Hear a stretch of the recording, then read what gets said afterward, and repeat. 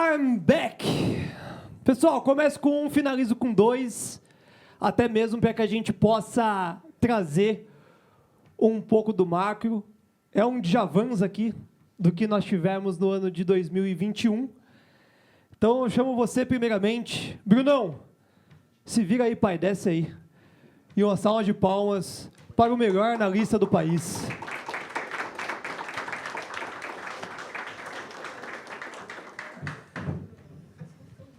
E não sou quem fala, é a Ambima. Obrigado. Onde eu fico? Aqui na cozinha? Senta aqui, ó. Que daí depois vai sentar a mulher, daí fica mais longe, minha mulher não fica brava. Cadê a Gabi? Mas não, é o seguinte, cara. Dá boa tarde aí, boa noite, na verdade, pro povo. Estou ligado? Tô ligado, né? Tá ligado. Espero que você esteja, cara. Acho que sim. Né? O pessoal do online acho que vai saber melhor do que eu, né? Boa noite, pessoal. Boa noite. Hoje é um dia especial para mim, né? Por quê, pai? Acho que faz uns 300 dias, mais ou menos, que eu não saio de Jundiaí. Você tá então, muito obrigado. Né? Muito obrigado. Não, eu tô bem. Tô bem até porque eu tô acidentado, né? Então tive que andar a pé por um tempo. Então tomei um solzinho. Mas obrigado pelo convite. Eu que agradeço. Surpresa, não sei o que eu vou cornetar aqui. Você não trouxe nem gráfico, né, pai? Piloto. Tem, assim. Não, tem meu. Ah, mas o pessoal, né, vai dar sono no pessoal, gráfico, né? Mas eu tenho ali o suporte, caso você precise. Já fique para TC Rádio, já entra ao vivo, já. Pode rolar isso também. Chama o Diegão, um leilão qualquer. Deixa pro relatório. Não, eu vou fazer um mix aí, daqui a pouco a gente completa o trio Parada Dura aqui com a nossa querida economista, Ariane. Beijo no seu coração. Mas eu queria começar, acho que pela parte mais essencial que nós trouxemos. Nós não, né? Você cornetou, eu conduzi isso com o restante da galera, que foi aquele movimento do ciclo da Bolsa, né? Então, aquela imagem de milhões que estava lá em 2020 e uma dúvida do que nós poderíamos esperar para a Bolsa nos próximos anos. E, pois bem, estamos hoje aí no meu entendimento, não é questão mais si, mas um lance de tempo, né? Para a gente romper uma máxima e começar a startar um movimento ciclo extraordinário de um ciclo de alta. Putz, quem viveu minimamente esse movimento sabe o tesão que é você comprar qualquer ativo, sentar a bunda e esperar subir. Sim. Aí qualquer Zé Ruela consegue fazer, aí é a hora de ganhar uma grana. Mas ainda não confirmou. Não confirmou hoje, provavelmente não confirma amanhã. Então, atualizado, né? Acho que muita gente está aqui para ouvir essa parte também do evento. O que a gente pode esperar desse rompimento da Bolsa? Surge? O que precisa mesmo? Só a queda de juros? A gente pode falar que já resolveu muita coisa ou não? Pé no chão, hora ainda de a gente pensar um pouco na valorização do caixa. Queremos te ouvir. Pô, Gui, eu sem gráfico vou ficar pelado, né? Mas quer colocar? Não. Acho que se de repente, em algum momento, em um break, com a musiquinha da Economática, a gente dá uma fugida ali e plota o gráfico para cá. Mas vamos lá. Você tentou identificar alguns momentos de timing. Pô, será que é o corte de juros? Será que vai ser nesse contrato? Por exemplo, para quem opera índice futuro ou para quem está alocando para longo prazo? Devo eu intensificar a minha parte em renda variável agora, acreditando que a gente está num 2016, num 2004? Ou devo eu, de repente, dar uma pausada e olhar mais aí para um super pré que nós temos, ou até renda fixas agora fora do país, que começam a ficar interessante, principalmente nos Estados Unidos, aí, caso a economia por lá não arrefeça nesse segundo semestre. Desculpa te cortar. Você concorda com a Bruna? Numa questão de tem que ter? Acho que ela deixou muito explícito isso, né? Acho lá? Que isso. Nesse momento que está taxa de juros lá na casa do chapéu e um dólar também um pouco mais forte, tem que ter, está na hora de ter. Você, como um analista, o que você complementaria aí? Chutômetro também. Acho que a Ali vai falar melhor do que a gente em relação a como que vai se comportar ciclos de taxa de juros e juros reais no mundo inteiro. Eu chutaria que nós acabamos com a década de juros neutro ou negativo. Então, sim, renda fixa americana e inflação americana podem ter mais jogo. Então, a Bruna falou aqui de alguns títulos que são atrelados, ETFs atrelados a títulos de inflação, outros atrelados ao CDI, ao Fed Funds americano. Pode ficar mais atraente, mas nada vai ganhar do emergente, na minha opinião. Então, os países... Em ambos, renda fixa e variável. Não, renda fixa. Renda fixa. Não, renda variável, cara, quando a gente mostra na TC Rádio, ao vivo, lá, o gráfico da Microsoft, a Petro fica pode ter subido para chuchu esse ano, ter levado aqui o Ibovespa a um belo rally e a Vale agora dando mais uma vez o ar da graça, mas nada bateu a Apple perto. No Brasil, a não ser que você tenha... Pode comparar a VEG com a Apple, mas eu creio que a Apple foi melhor. Tá? E ainda pagou mais dividendos em dólar. Então, renda variável, até como uma habilidade geopolítica, eu acho muito difícil de sair dos Estados Unidos as melhores oportunidades. Tá? O que eu vejo para nós, emergentes, e divagando aqui, Gema, depois você volta para a gente comentar se a bolsa vai romper ou não. Eu vejo que a parte de utilities, aí sim, emergentes vai muito bem. A Europa tem problemas sérios ali energéticos e a gente tem para dar e para vender. Então, se em algum momento você acreditar que vamos ter uma disrupção tecnológica e a Dilma estava certo, a gente vai estocar vento e mandar lá para a Europa, cara, a gente aqui, São Pedro é um doce. Então, eu vejo o Engie, a gente pode falar de várias empresas aqui e ficar lastreando aí onde a State Grid está investindo, como a CPFL aqui no Brasil, aonde a Iberdrola está investindo, que é o caso da Neoenergia, aonde a EDP, né, que saiu, me deixou órfão aí da Bolsa, que a Energias do Brasil investe. Acho que na parte de utilidade pública, o Brasil realmente vai bater e países emergentes específicos ali, a parte de cobre no Chile, tem locais fora dos Estados Unidos, mas renda variável, tech, o que usa a energia que a gente vai produzir, vai ser difícil, Gui, Gema, passar a nossa bolsa aqui e bater. E aí você me pergunta, poxa, é os juros do Robertão, que vai ser cortado agora em 25 ou 50, que vai fazer a bolsa bater os 130 mil ou 140 mil? Eu acho que não. Eu acho, até estava conversando com, se não me engano, o Polatti ou o Franguito, acho que o petróleo cair vai ajudar a bolsa bater os 130 no curtíssimo prazo, porque aí a Petrobras fica tranquila e voa. Quando o petróleo subiu, esse último ralizinho do petróleo, já começa a defasagem a aparecer em vários gráficos da Faria Lima, e o pessoal cornetando que, vai quebrar o negócio de novo. Explica para mim aí, por que o petróleo para cima teria que puxar a Petrobras para baixo? Primeira parte. E a parte número 2, por que esse petróleo não para de subir e a Petrobras não para de subir? Por que o petróleo não para de subir? Você falou? A gente tem aí, né, um comentário que é petróleo para cima, a gente tem a defasagem do preço dos combustíveis, a Petrobras tende a trazer um preço para baixo. Por que o petróleo está subindo e a Petrobras também segue nessa mesma toada? Gringos, botão, o que está acontecendo? Não, vamos lá. Eu acho que primeiro, falando de petróleo, eu acho que a sazonalidade é positiva. Então, enquanto estiver calor e verão no hemisfério norte, há essa expectativa aí de maior demanda por petróleo. E a expectativa também de cortes dos Arabics, né? Então, se rolar aí mais um corte, esse controle dos 71 aos 91, vamos por $20 aí, que é uma baita de uma volatilidade. Mas, pessoal, se a gente pensar que em 2022 vamos para 140, de 71 a 91 está tranquilo. Então, o petróleo, eu acho que sazonalidade tem um jogo bem importante ali. Acho que também demanda pelo hemisfério norte está superaquecido. E China está mais conectada com o consumo. Então, para quem tem o privilégio e vai para a Europa, por exemplo, agora no verão, você vai ver bastante chinês lá consumindo, e isso é muita viagem, aquela coisa toda. Então, eu vejo um trade de consumo, mais sazonalidade de calor em países importantes ali que tem mais consumo também. Tá? Então, essa parte do petróleo e a possibilidade de um corte de produção. Mas aí, de novo, né, teria que ser um analista geopolítico aqui para estar conectado exatamente com os contratos abertos, o que está abrindo, onde está escoando, aquela coisa toda. Já a Petrobras, por que ela está subindo para caramba? Eu acho que, primeiro, ela trade abaixo de petroleiras russas. Isso já é um alarme para o botão do gringo lá, que é o vermelho de emergentes. Poxa, vamos lá, PBR da vida, vamos lá, Petrobras. Então, a gente tem esse valuation favorável. Tem um player fora do mercado, que é a própria Rússia. Então, mais uma vez, a Petrobras, quando a gente acompanha a balança comercial brasileira, apesar do agro ser pop, aquela coisa toda, mas o que mudou, de fato, foi o petróleo. Cara. A gente começa a exportar petróleo cru.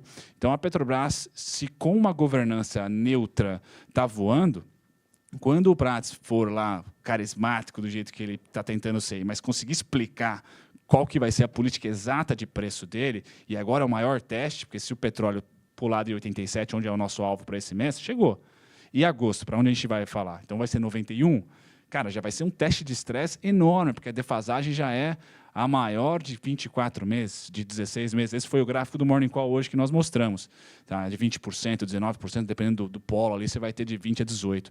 Então, esse momento, a Petrobras é a grande responsável, na minha opinião, para responder essa pergunta. Se o Ibov bate os 125, 130, vai ser a Petrobras ou esclarecendo exatamente tintim por tintim, como um arcabouço fiscal, por exemplo, como que vai ser a política de preço, porque ela sobe, porque tem um player a menos no mercado e tem liquidez de gringo, como você falou, interessante. O Brasil ali está bem posicionado. Tá? Então, a gente tem esse trade. Ou ela, de repente, frustra. E ela vai ser o nosso tendão de Aquiles. Tá? Porque o petróleo vai subir, as Junior Oils vão subir para caramba. É o melhor trade para vocês, para nós, pessoas físicas, que temos essa dinâmica fácil de alocar recursos. Então, as Junior Oils vão aproveitar, estão aproveitando toda essa alta, mas a Petrobras pode ficar um pouquinho no caminho, e digo mesmo para o Banco do Brasil. Então, falando de oportunidade, depois a gente volta na pergunta original. Junior Oils é a cartada da vez. Eu estou em 3R surfando uma onda muito boa ali. A gente tem, então, a perspectiva de continuar. Petróleo forte ainda, não é nessa virada de mês de julho para agosto que tende a azedar o trade, então. Não acho, Gui. Agora, o que é azedar trade? Você quer realizar já em agosto, por exemplo? Seria um mês interessante para você? Ou agosto você está tranquilo em segurar? Eu queria, sei lá, voltar para R$28. Cara, porque o petróleo voltou para o portão dos 70 e pouco, sabe? Então, assim, acho que é um mar aberto para buscar os famosos R$40 ali na companhia 3R, mais especificamente dizendo. Sim. Mas eu estou indo no trade junto com a análise técnica do papel e mais o petróleo. Então, a gente tem um risco mais reduzido, né, do petróleo entregar a paçoca e, consequentemente, as Junior Oils no curto prazo azedar. Vamos lá, eu estou sem o gráfico aqui para falar para você preço, mas curtíssimo prazo, sim, vai dar um chabuzinho. Tá? Porque resultado não vai ser nenhuma maravilha, a gente tem um baita de um polo sendo incrementado aí do Potiguar, mas não seria ali no curtíssimo prazo que isso vai fazer preço. Então, no curto, se você já tem ali 5, 10, 15% de lucro, não sei quanto que você está de lucro, já seria interessante você diminuir um pouco e acreditar o quê? Numa lateralização. A gente vai pegar um suporte aí dos últimos 30 estatístico, um suporte técnico, para tentar aportar mais ali e já ir soltando nos topos que foram feitos. Então, para a 3R Petróleo, eu acho que a gente pode ter um limite no curtíssimo prazo. Tá? Agora, PetroRio seria que pode deslanchar e tende a deslanchar. Né? A Faria Lima escolhe sempre uma queridinha e é lá que está. Tá? PetroRio, PetroRecôncavo e Enalta, elas tendem a caranguejar, porque eu também não estou acreditando que o petróleo vai para 91, vai para 96, com o Powell socando a bota amanhã e fazendo política monetária no discurso, no comunicado, que é parte também da política monetária. Então, isso deve segurar também, o Fed deve segurar também essa euforia de commodities. Então, para sacramentar, acho que é um bom mês de realização, o pós-resultado fica melhor ainda. Lembrando que a 3R Petróleo não deverá e não deve pagar dividendos. Então, você fica ali, né, cozinhando no ativo. E aí, sim, pós-agosto, mês do desgosto, se ela cair ali em pontos técnicos ou em estatísticos, como eu sei que você gosta de ver, né, a mínima de 30 dias, 60 dias, você vai lá e belisca o dobro do que você beliscaria hoje. Hoje, não compra, espera dar essa caída ou realiza, e belisca o dobro, o triplo, fazendo essa gestão de risco que você estava falando aqui agora, que é bem importante, né? Você tem um case bom demais, chamado Porto. Gostaria que você... clientaço dela nesse momento. Além da bucha que você tem aí na mão de carro, mas falar da companhia e as suas expectativas e o que o Bruno está olhando para esse segundo semestre. Você levantou uma bola do Kit Lula, que é Edux e Tenda, que foi ridículo de sensacional. Muitos reverteram prejuízos para lucro nesse case, né, de Tenda e Edux. Para esse segundo semestre, nessa condução de uma nova política monetária, etc., o que o Bruno está olhando, além de Porto, que é um cenário mais longo prazo, porrada semestral ou virada de ano aí? Vamos lá, o que eu fale de tese de Porto e de mais algum ativo que eu esteja de olho? Você está olhando aí para esse segundo semestre / ano? Eu acho que tese de Porto, de porco é boa, né? Estou com fome, eu acho. Tese de porco, no rolete, mas vamos lá. Tese de Porto Seguro. Eu sou fã da companhia e acho que esse ano aqui, já no segundo semestre, a primeira talangada, né, do ICMS lá já começou a ajudar bastante a Porto, então a gente começa a perceber uma transição no ano passado, e a Ari pode falar melhor, né, de inflação de bens para manufatura e para a inflação de serviços. Então, essa queda de inflação de bens ajudou muito a Porto, porque também envolveu autopeças e é uma parte do custo dela. Tá? Enquanto o CDI continuou subindo aqui, é parte da receita dela que fica aplicando as nossas apólices, os nossos prêmios todos no CDI. Então, essa dinâmica macro começou a ajudar a Porto o ano passado. E esse ano aqui, o governo ajudou ainda mais, né? Porque falou assim, compra um carro novo aí, que eu te dou um descontão até 100 conto, você ganha um descontão, e a frota de caminhão, ônibus, mesma coisa, rolou desconto. Então, mais seguro emitido. Então, a parte de alto da Porto foi muito beneficiada por um trade macro, menor custo. A gente deve começar a ver, principalmente em Jundiaí, da onde a gente ia lá, o fechamento de alguns estacionamentos de carros seminovos, de carros usados. Por quê? Agora vale a pena, agora é a fase da concessionária. Se há mais carros sendo comprados, ali um estímulo para se comprar, a Porto acaba se beneficiando. Então, a tese da Porto está aí. Eu acho que esse ano aqui vai ser espetacular. O primeiro TRI já foi, se não me engano, o melhor resultado da história e tende a continuar. E podemos falar também de diversificação de receita da Porto, que eu sei que você também sabe muito bem. Então, a Porto, fã.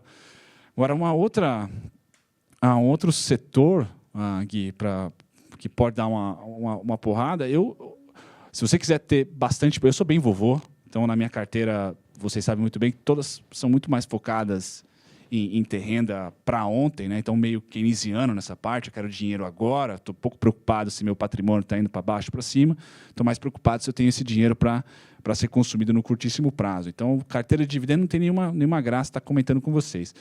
Mas eu olharia muito, e é uma parte que eu acho que vocês não vão se interessar tanto, que é a utilidade pública. Então, para mim, utilidade pública, tirando as ações, por exemplo, a Engie, que subiu muito, mas outras empresas que estão começando a subir agora, como Neo Energia, como a ASB, como a Auren, utilidade pública disputa dinheiro com CDI. Utilidade pública ganha dinheiro, protege você do IPCA. Se nós temos o IPCA agora estabilizando a queda, e o próximo IPCA, que vai sair em agosto, vai fazer alusão a julho. Tá? E ano passado, o IPCA de julho foi aquela pancada para baixo por causa da talagada lá no ICMS. Então, a gente vai começar a ter um IPCA ou estabilizando ou começando a subir. Tá? Então, a receita dessas utilidades públicas no setor de energia elétrica, porque é mais maduro, saneamento básico vai ser uma porrada ainda, mas ainda não é, porque é um setor meio chato para o investidor, extremamente necessário para a economia real, mas a gente ainda tem dificuldade em alocar recurso em empresas de saneamento básico, mas ficaria de olho na Sabesp, ficaria de olho na Copasa, que estão mais avançadas ali na parte de governança. Tá? Então, eu gosto de utilidade pública, olhar com carinho Eletrobras, olhar com carinho Copel, olhar com carinho ASB, Auren, ações que podem se beneficiar de um país que São Pedro é muito bacana, é tranquilo para você na mente, que para quem gosta de droguinha, isso é o oposto. Isso é financiar a perda das suas droguinhas com os dividendos, com a facilidade. Equilíbrio. É o equilíbrio. É o equilíbrio. Então, eu acho que a pancada é uma economia que o Brasil é bem idiosincrático. Assim. Acho que cada país vai ter a sua pancada. O Brasil, a pancada, para mim, é na geração de energia. E nós estamos vendo no mercado de energia elétrica mais avanço. Que avanço seria esse? Capitalização, corporation, empresas se capitalizando para pagar, para conseguir fazer os seus investimentos com um incentivo muito grande do governo em parques eólicos e fotovoltaicos. Então, a gente tem aqui muito potencial, eu ficaria mirando esse setor. Tá? Agora, se você quiser comentar, e a gente pode falar mais tarde de alguma outra small cap totalmente fora do radar, a gente pega um caso aqui e pode escolher. Esse título que você nos traz é para fins de investimento, certo? Você está deslumbrando um semestre acima dos principais benchmarks. Seria isso. Não seria algo que pudesse ser um grande destaque, por exemplo. Eu acredito que o útil, se tivesse um ETF com liquidez, o setor de utilidade pública vai bater de longe, já bate, né? Vai bater de longe Ibovespa. Porque eu acho que Vale e todo o setor de mineração de ferro, a gente pode falar sobre essa tese aí que os países do G7 estão tentando tirar parques fabris da China e realocando ou tentando ver a viabilidade de realocar esses parques fabris em países amigos ou no próprio país, isso demanda minério. Você até pode falar assim, o minério vai continuar aquecido e menos dependente de China. Mas e se isso não acontecer? Tá? Então, a gente pode ter uma grande quebra aí na demanda de minério. Eu não acho mais que o Ibov vai ser o grande cara. E o petróleo, cara, ninguém suporta o Putin no velho continente. Então, ninguém quer saber de petróleo. Eu acho que daqui a 20 anos o pessoal vai fazer tudo para não depender de petróleo, porque a Rússia controla ali boa parte da produção em uma localização do mundo que é muito importante geopoliticamente. Então, assim, Ibov hoje é petróleo, minério de ferro e bancos. Bancos, eu acho que continuam, pela natureza da nossa indústria aqui no país, muito consolidada, acho que eles continuam indo muito bem, mas petróleo e minério de ferro eu teria ressalvas bem grandes. Tá? E aí a utilidade pública eu acho que bate o Ibovespa assim de longe. Mas, de novo, pensando em investimento, Gui, pensando em curtíssimo prazo, a gente poderia falar aí de Pets, pode falar de açaí, pode falar de Totos, pode falar de empresas ali que... Pets mesmo, cara? Pets. Que merda, hein? A não ser que a Cobase abra capital e nós tenhamos aí uma indisposição do mercado. Mas sim, cara. Mas Pets Toda small cap que não deu prejuízo, pessoal, com 13,75 de taxa de juros, você tem que falar assim, caraca, e lógico, não é um monopólio, como uma Ferbasa, por exemplo, aí você fala assim, poxa, e não é cíclica e nem monopólio, tá? Eu acho que você tem que, do varejo como a Pets, pô, você tem que olhar, um grupo Mateus, você tem que olhar para a empresa e falar, caraca, velho, uma Vamos, fala, pô, crescimento gigantesco, cara. País rodoviário, frota para tudo que é lado, vamos 3. Pets, apertou, tá apertadinho. Vamos ver agora no segundo trimestre se vai para o déficit ou não. Mas até agora segurou, cara. Então, toda companhia small cap que você olha ali e não teve preju, tá, durante esses 12 últimos meses, os 4 últimos releases, ela é especial para você, cara, porque a porrada tá ali. Os juros vai fazer muito mais diferença e vai trazer muito mais benefício do que, me perdoem, né, uma Via que emite debênture a CDI mais 4. Que perdoe, não. Para mim, Via tem que se explodir. Pô, qual é, cara? Corta aí, pelo amor de Deus. Klein daqui a pouco pode pedir lá um asset, sei lá. Mas acho que é um lance de minimamente você ver a base dessas informações. Eu não gosto de Pets muito pelo que foi permitido em IPO do que foi entregue. Mas você pontua o número, né? Acho que a macroeconomia realmente tende a empurrar. Então, você acredita que o famoso R$7 ali da Pets, que está em grandes relatórios, pode estar defasado e em qualquer apresentação agora do segundo ou terceiro trimestre apresentando lucro é uma oportunidade? Eu acho que sim, Gui. É lógico que pelado, sem gráfico aqui, fica difícil para mim, mas eu acreditaria que a Pets perde tendência de baixa e vai ganhar a lateral. E várias as small caps, inclusive as deficitárias, isso que vai enganar muito nós, investidores. Então, muito do price action das small caps nesse segundo semestre aqui, se de repente a bolsa entrar em ciclo de alta e o Robertão tiver subsídio aí para cortar juros e a gente estiver nesse hype aí, muitas small caps deficitárias, como a Tenda, por exemplo, e superavitárias como a Direcional, que é do mesmo setor, elas vão ter o mesmo price action. E aí vai induzir muita galera a comprar Tenda, comprar aquela Sequoia que pedem para a gente todo santo dia. Hã? Quebrou a Sequoia? Eu não acho, cara. Eu acho que a JSL vai comprar. Então, acho que esse é o trade da Sequoia, né? Esperar a outra comprar ela. Mas eu acho que sim, cara. Eu acho que tá difícil. Não é uma companhia que eu esperaria turnaround, esperaria aportar ali, como por exemplo, ela está abaixo da IRB, na minha opinião, hoje. Você tocou numa companhia agora que, se você puder, eu acho que ela vale a pena a gente investir esse momento. IRB. Cara, a gente teve um... Sua convidada, tem que perguntar para ela, a Barça. Não, teve... se a gente falar, teve um prazer inenarrável, a Barça estava sentada aí, onde você estava. E trazendo... 1 milhão por dia. Atrai.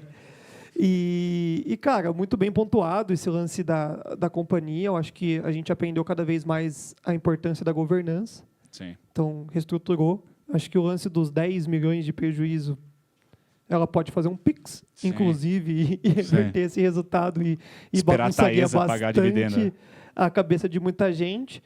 E eu vou falar um negócio para você, cara. Vão estar tremendo. Depois vou ler ali com o meu grande amigo Álvaro. Um beijo no coração. Te deu uma olhada no gráfico, é ridículo, né? Se engatar a quinta marcha, o que pode acontecer na companhia em prazos maiores, tá? Principalmente depois, quando ela voltar a ser lucrativa, pode ser algo extraordinário. Você tem algum comentário adicional de IRB? Porque o seu amigo está querendo comprar. Meu amigo, Álvaro. Beleza. Você? Isso. Puta vida. Vamos lá, Gui. Eu vou fazendo spoiler e fazendo merchan também no meu próprio canal no YouTube. Amanhã, na madrugada, junto com as galinhas lá de Jundiaí, vai sair um vídeo da IRB, porque um cidadão do meu canal pediu a gentileza. Falou, pelo amor de Deus, estou investindo para longo prazo, IRB embicou para baixo, onde que eu começo a comprar mais, comprar menos, porque tem muito esse lance de intensidade de compra. Então, IRB, dos 41,24, 41,40, né, que foi o nosso primeiro suporte que ela parou, ali já é, para mim, uma nota de corte. Então, se você tem milão para investir por mês, a partir dos 41, você já tenta colocar 1.200, 1.300, e vai descendo. Sem o gráfico fica difícil, Gui, mas a minha expectativa para a companhia é que vira. Tá? É que vira. E para ser lucrativa. Por quê? Porque o mercado de resseguros aqui no Brasil não é gigantesco e ela detém boa parte disso. Então é interessante, e não é interessante para nós, sardinhas. Quando a gente está com dúvida se a empresa, minha opinião, Gui, aí você pode discorrer a sua, está com dúvida se a empresa vale a pena investir, ou se ela vale alguma coisa, veja a composição acionária. Né? Quem que está lá? E nós temos os 2 grandes bancos públicos, privados lá, um de cada lado. E fez follow-on no déficit e eles foram lá e aportaram para não ser diluído. Então, assim, tem um interesse na IRB. Tá? Então, assim, é oportunidade, vai ser vovô, muito provavelmente, mas qual que é a minha expectativa para a IRB? Bate os 66 e desdobra. Aí traz a sardinhada, porque vem lá para, sei lá, R$17 de novo. Então, a minha expectativa é que aguenta o rojão agora, e esse rojão no vídeo de amanhã vai ser dito lá qual o preço especificamente, usando o gráfico mensal, bem ali, vamos dizer assim, confiável para você que aporta para longo prazo numa empresa que é lucrativa. Então, eu seguraria o rojão agora, porque eu acredito que a IRB vai desdobrar, e aí o Barça vai aparecer em vários podcasts, a Luiz vai voltar aqui, vai ser aquela coisa toda. Então, ela tem expectativa, assim. Modelo de negócio, pergunta se o Bruno manja, o que eu manjo da Porto. Não, Ressegura é complexo pra caramba. Nós temos um evento climático aí com um potencial chato para chuchu, tanto para ela, quanto para a BB Seguridade, quanto para o Banco do Brasil, que estão mais ligados ao agronegócio. Então, se o El Ninho, por exemplo, fizer queimadas, geadas, ou estiagens malucas, vocês vão ter sinistros e quem toma bomba, no final das contas, é a IRB. Tá? Então, muito do price action pode ter isso nos próximos meses, mas o mais importante, você vai ganhar dinheiro no final das contas? Eu acredito que sim. E não é no longo prazo. É mais ou menos no médio prazo, a gente está falando de 12 meses. Fez. Eu não vou aguentar. Sem gráfico é difícil. Nossa. Eu vou ter que falar de dólar, mas eu quero falar de dólar com ela. Ah, sim. Bora? Pelo amor de Deus. Melhor, né? Lógico. Faça um mistério, Então bora. O nome é gringo?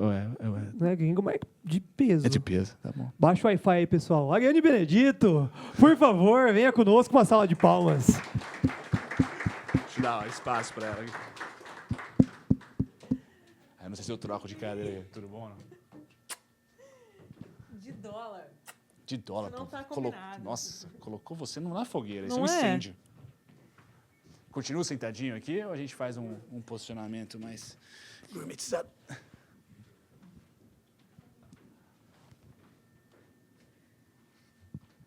Achei que ia ser juros, foi logo dólar. Nossa, pesado. Peraí que eu vou ligar minha bola de cristal agora. Dólar. Prazer inenarrável, Ari. Boa noite para você. Prazer é todo meu. Obrigada pelo convite. Um prazer estar aqui com vocês. Sempre bom. Chegou o momento do brilho. O momento do brilho. Já soltou logo na minha mão. Dólar! Isso, você estava meio com sono ali, mano. Um up na galera ali. Dólar a gente já foi muito contra tudo e contra todos. Só para você ter uma ideia, acho que... Fala aí, Bruno. 2022 em diante, a gente começa a falar de venda de dólar, essa caceta foi lá para 5,50 um dia. PEX para todo lado. Nossa. Tivemos que explicar o que a política fiscal faz no curto prazo e a monetária no médio. A gente teve alguns desafios nesse meio do caminho. E agora não deixa de ser, né? Dólar sempre vai ser péssimo para o economista, péssimo para o analista e ridículo para o trader. É a pegadinha do mercado financeiro. Mas nós temos aí projeções, que eu acho que é o mais importante, para você falar para prazos maiores, para o analista tentar colocar um preço e a gente minimamente tradear melhor com todas essas informações. Tem Goldman Sachs falando em 4,40, tem Casa falando em 5,20, eu já vi Noia falando a 6, há 3, 4 meses atrás. E agora o Boletim Focus, pelas primeiras vezes, começa a trazer minimamente uma redução dessas expectativas. Economistas, o que vocês estão vendo para o dólar e qual o impacto, de fato, esse movimento da queda de juros também, que eu queria ouvir você já imediatamente, 0,25, meio, 1, qual que é o seu chutão para o Robertinho no dia 2, e o impacto desses juros no dólar, se ele tende a parar de cair e subir, diminuindo esse carry trade, diminuindo o custo, ou não, isso é balela, caô, é coisa de ficar falando na TC Rádio e falar bonito. Bacana. Bom, tem tudo a ver, na verdade, né? O principal vetor, que acho que o mercado se esqueceu, né? Ficou assim, precificou, agora falou, tá tudo resolvido, vida que segue, rally da bolsa, segue o bonde, né? Todo mundo feliz, né? Não é? Isso. Calma que o recesso vai acabar. fiscal, né? A gente, enfim, teve um mercado bem mais otimista, dólar voltando, né? Como o Bruno bem pontuou, várias questões que colocam o Brasil na frente do resto do mundo, né? Eu dei várias palestras nessas últimas semanas e eu nunca pensei que eu ia chegar onde falar trago boas notícias. É a primeira vez que eu não vou falar tão mal do Brasil assim. Eu vou falar mal do resto do mundo, mas o Brasil se destacou dessa vez, né? Saiu da questão de instabilidade econômica, né? Porque a gente tem variáveis comportadas. Então, arrefecimento da inflação, a moeda, né, se apreciando frente à moeda forte. A gente tem um crescimento desacelerando, mas essa desaceleração mais gradual. Né? A gente teve um primeiro trimestre exorbitante que salvou, né? Tirou a gente de uma projeção ruim de atividade para o país. E resta o quê? Resto fiscal. Né? Mas aprovou, olha que legal, passou, destravou o valor, rally da Bolsa, todo mundo feliz. É mesmo? Vocês estão preparados quando o recesso voltar? Porque destravou e não destravou, né? Aprovou e não aprovou nada, né? A gente aprovou o base, que, obviamente, temos que comemorar as pequenas vitórias. Foi ótimo. Temos uma caminha preparada para construir, né, a casa em cima. Entretanto, é aí que está o problema. Porque agora a gente começa a pegar no detalhe, colocar o dedo no vespeiro, né? Vai começar, de fato, dar números reais, taxar setor, não taxar setor. E mercado é feito do quê? De setor, né? Então, a gente está assim, não dá nem para falar em alguns assuntos da metade para o fim. Eu acho que da metade para o fim a gente deve estar no arcabouço. CARF é o queridinho do tema do governo, que deve dar uma travada na esteira. Agora, reforma tributária, são várias esferas, vários pedacinhos ali que qualquer coisa que é ventilado, o mercado já, opa, aqui não, né? Tipo ontem, né? A Haddad vai e fala, juros sobre capital próprio, bancos, blá, se não fosse commodities, onde não tinha bolsa, né? Então, o mercado está se esquecendo disso. Né? Deu um respiro, estamos de férias, né? Podemos subir, podemos destravar valor, estamos de férias. Peronomútil, logo, logo vai acabar. E vai acabar bem depois da decisão do Copom. Né? E aí que fica a dúvida. Para onde vai os juros? Né? Vai ser feito corte? O consenso é que sim. Acredito que sim. Não tem porquê, né? Já deveria ter começado, na minha opinião, um pouquinho mais atrás. Né? E a comunicação traz algo que não me deixa ter essa vontade de falar que é 50 pips para corte inicial. Né? Mesmo com o IPCA 15 hoje agitando todo mundo, fazendo exatamente, um movimento Gui. brusco. Por que o IPCA 15 não muda a trajetória do Banco Central? E isso está claro na ata, né? Os dados que saem agora, ele cria o famoso carrego estatístico, e a gente tem que ver o que isso impacta lá na frente. A projeção do Banco Central já abarca essa... E, digamos assim, período de junho, julho, agosto, a gente tem já um IPCA mais ameno. Né? É sazonal, né? Então o número vem. Tudo bem que a deflação está vindo maior do que a gente esperava. Isso é ótimo. Isso melhora. Entretanto, a questão do fiscal não deixa com que o Banco Central tenha um ambiente tranquilo para vir com a magnitude que a gente espera, que é o padrão que um Banco Central geralmente faz, brasileiro, né? Começa com 0,50 e depois vai mais forte, 1,5, que o Banco Central adora fazer isso, até dá para cortar, para subir, adora fazer, né? Sempre foi assim. Só que dessa vez ele vem mostrando um comportamento diferente. Essa leitura é um consenso na academia, né? Que o Banco Central, por a palavra mais pesquisada no ano, parcimônia, né? Foi a palavra mais pesquisada no Google, né? O que realmente significa isso, porque ele falou muito e depois ele foi muito vocal, Campos Neto foi muito vocal, né? De dizer que o Banco Central não tem pressa de cortar juros, né? Amenizar o aperto monetário enquanto não tiver uma resolutiva do fiscal. E a resolutiva não era aprovação na Câmara. é de fato o que vai ser votado na proposta final. Né? E a gente não tem isso. Então, assim, esse debate que vai causar a volatilidade de mercado assim no retorno vai mexer com a moeda, vai mexer com o prêmio da curva, que é essa parte que o Banco Central precisa ancorar. Então, o 0,5% é surpresa. Para mim, sim. Surpresaça, assim, ó. Putz, trouxe ó, um cupom 18 horas lá, todo mundo já está com a arte pronta, né? Do 0,25 para ver quem que é o primeiro que vai colocar na mídia. Se tombar aí 0,5%, isso é um cenário totalmente maluco na cabeça economista. Não, Gui, eu não chamaria de surpresa, porque assim, antes de vir essa ata, antes dessa mudada de comunicação, porque sai um comunicado, Netinho foi lá ter que se explicar, voltou uma ata mais branda, mas mesmo assim, nem tão branda assim, né? Por isso faz acreditar que pode ocorrer essa mudança de comportamento, até mesmo pelo período de prolongamento que a gente está tendo de aperto, que se não é o tempo mais longo, é um dos. Tá? Agora, 0,50 é o padrão mínimo do Banco Central para iniciar qualquer ciclo. Entendi. Então, a gente, antes de ter esse tempo todo de prolongamento de aperto, mais o comunicado, os economistas achavam, né, existia um consenso que era 0,50.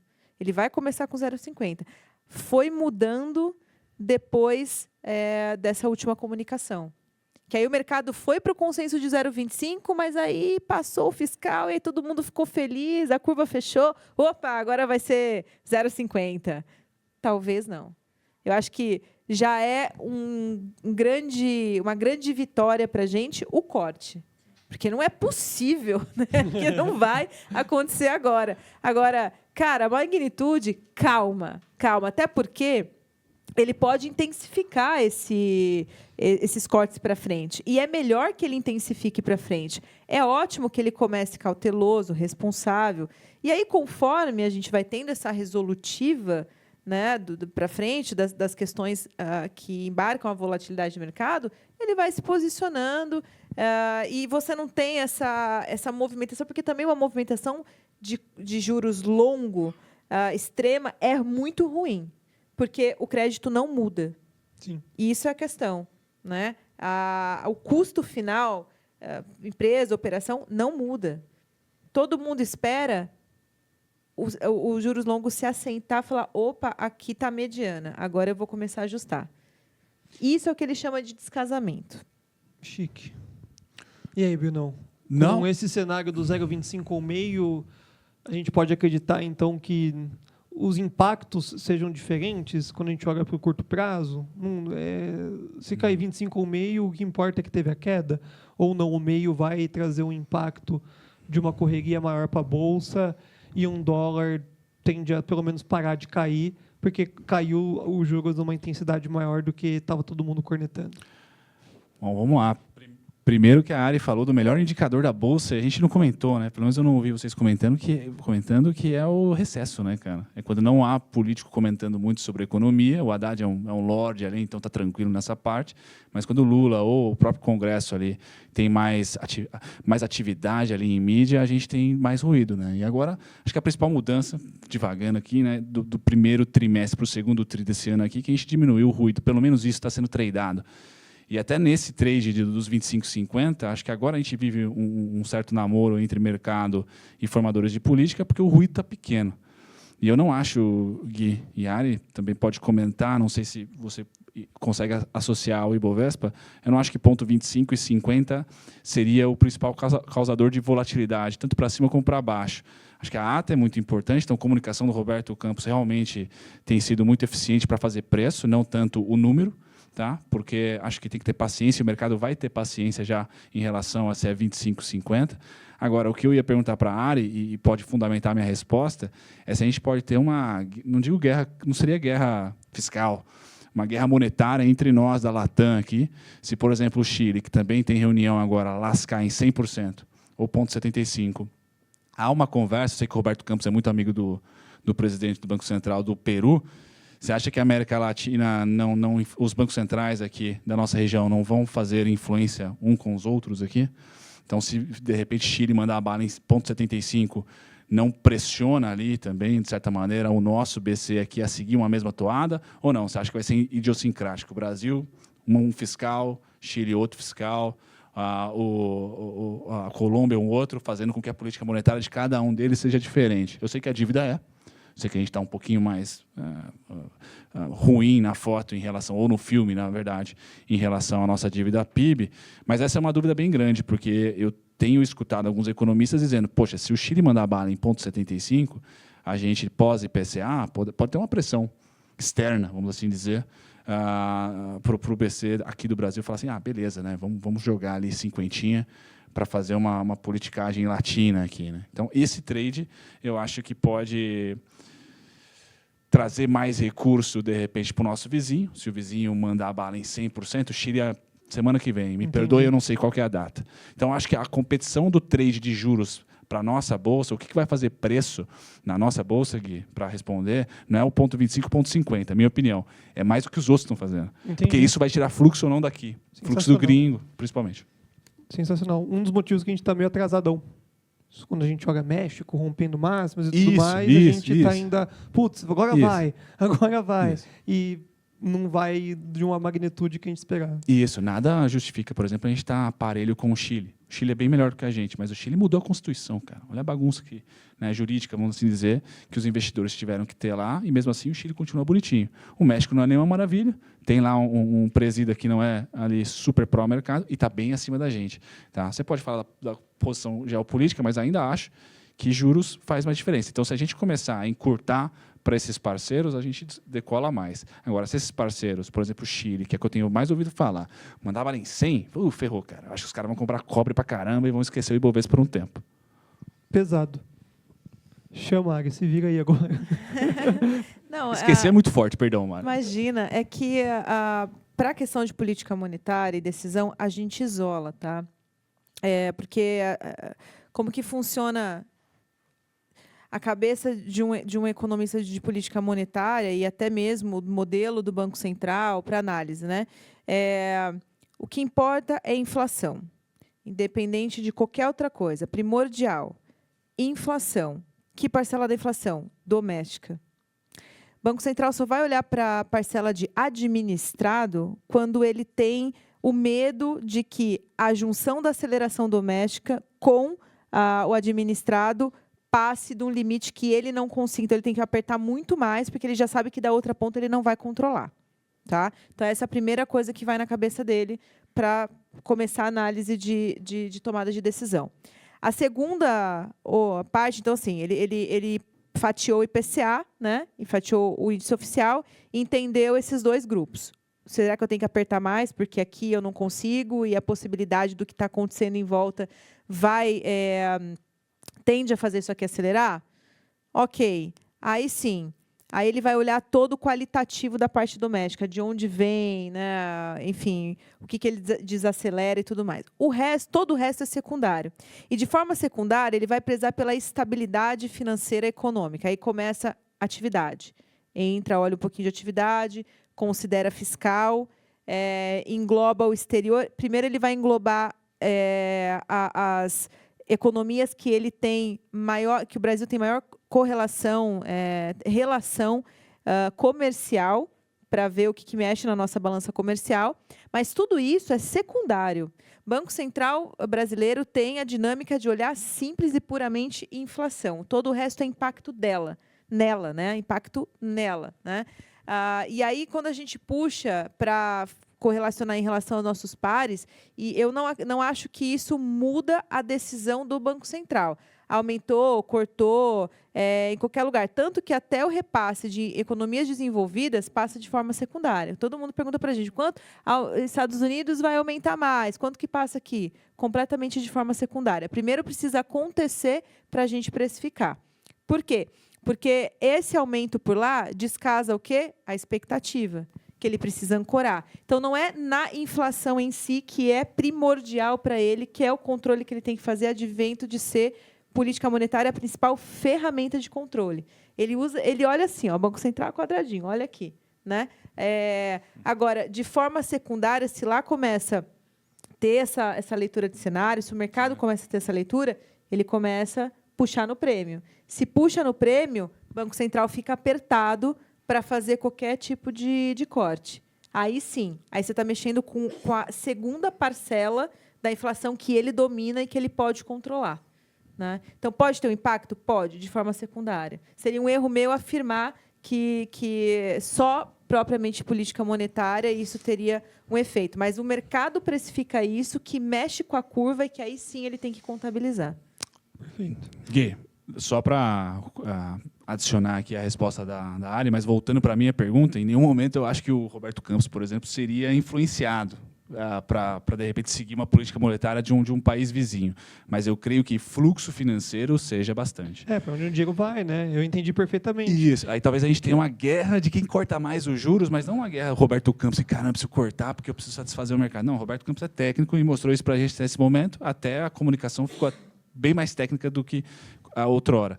Mas eu acho que vai rolar uma guerra de fluxo aí. Tipo assim, essa semana a Colômbia cortou 1,50. Caraca, e pá, bomba a bolsa da Colômbia por uma semana, taticamente ali. Eu acho que a América Latina vai ser bombardeada por fluxo, a depender de quanto se corta juros, até porque a América Latina, por incrível que pareça, fez o dever de casa e está com o dever de casa mais adiantado, né? Então, acho que vai rolar esse tipo de fluxo pontual ali de quem corta mais juros. Tem ETF desses países aí?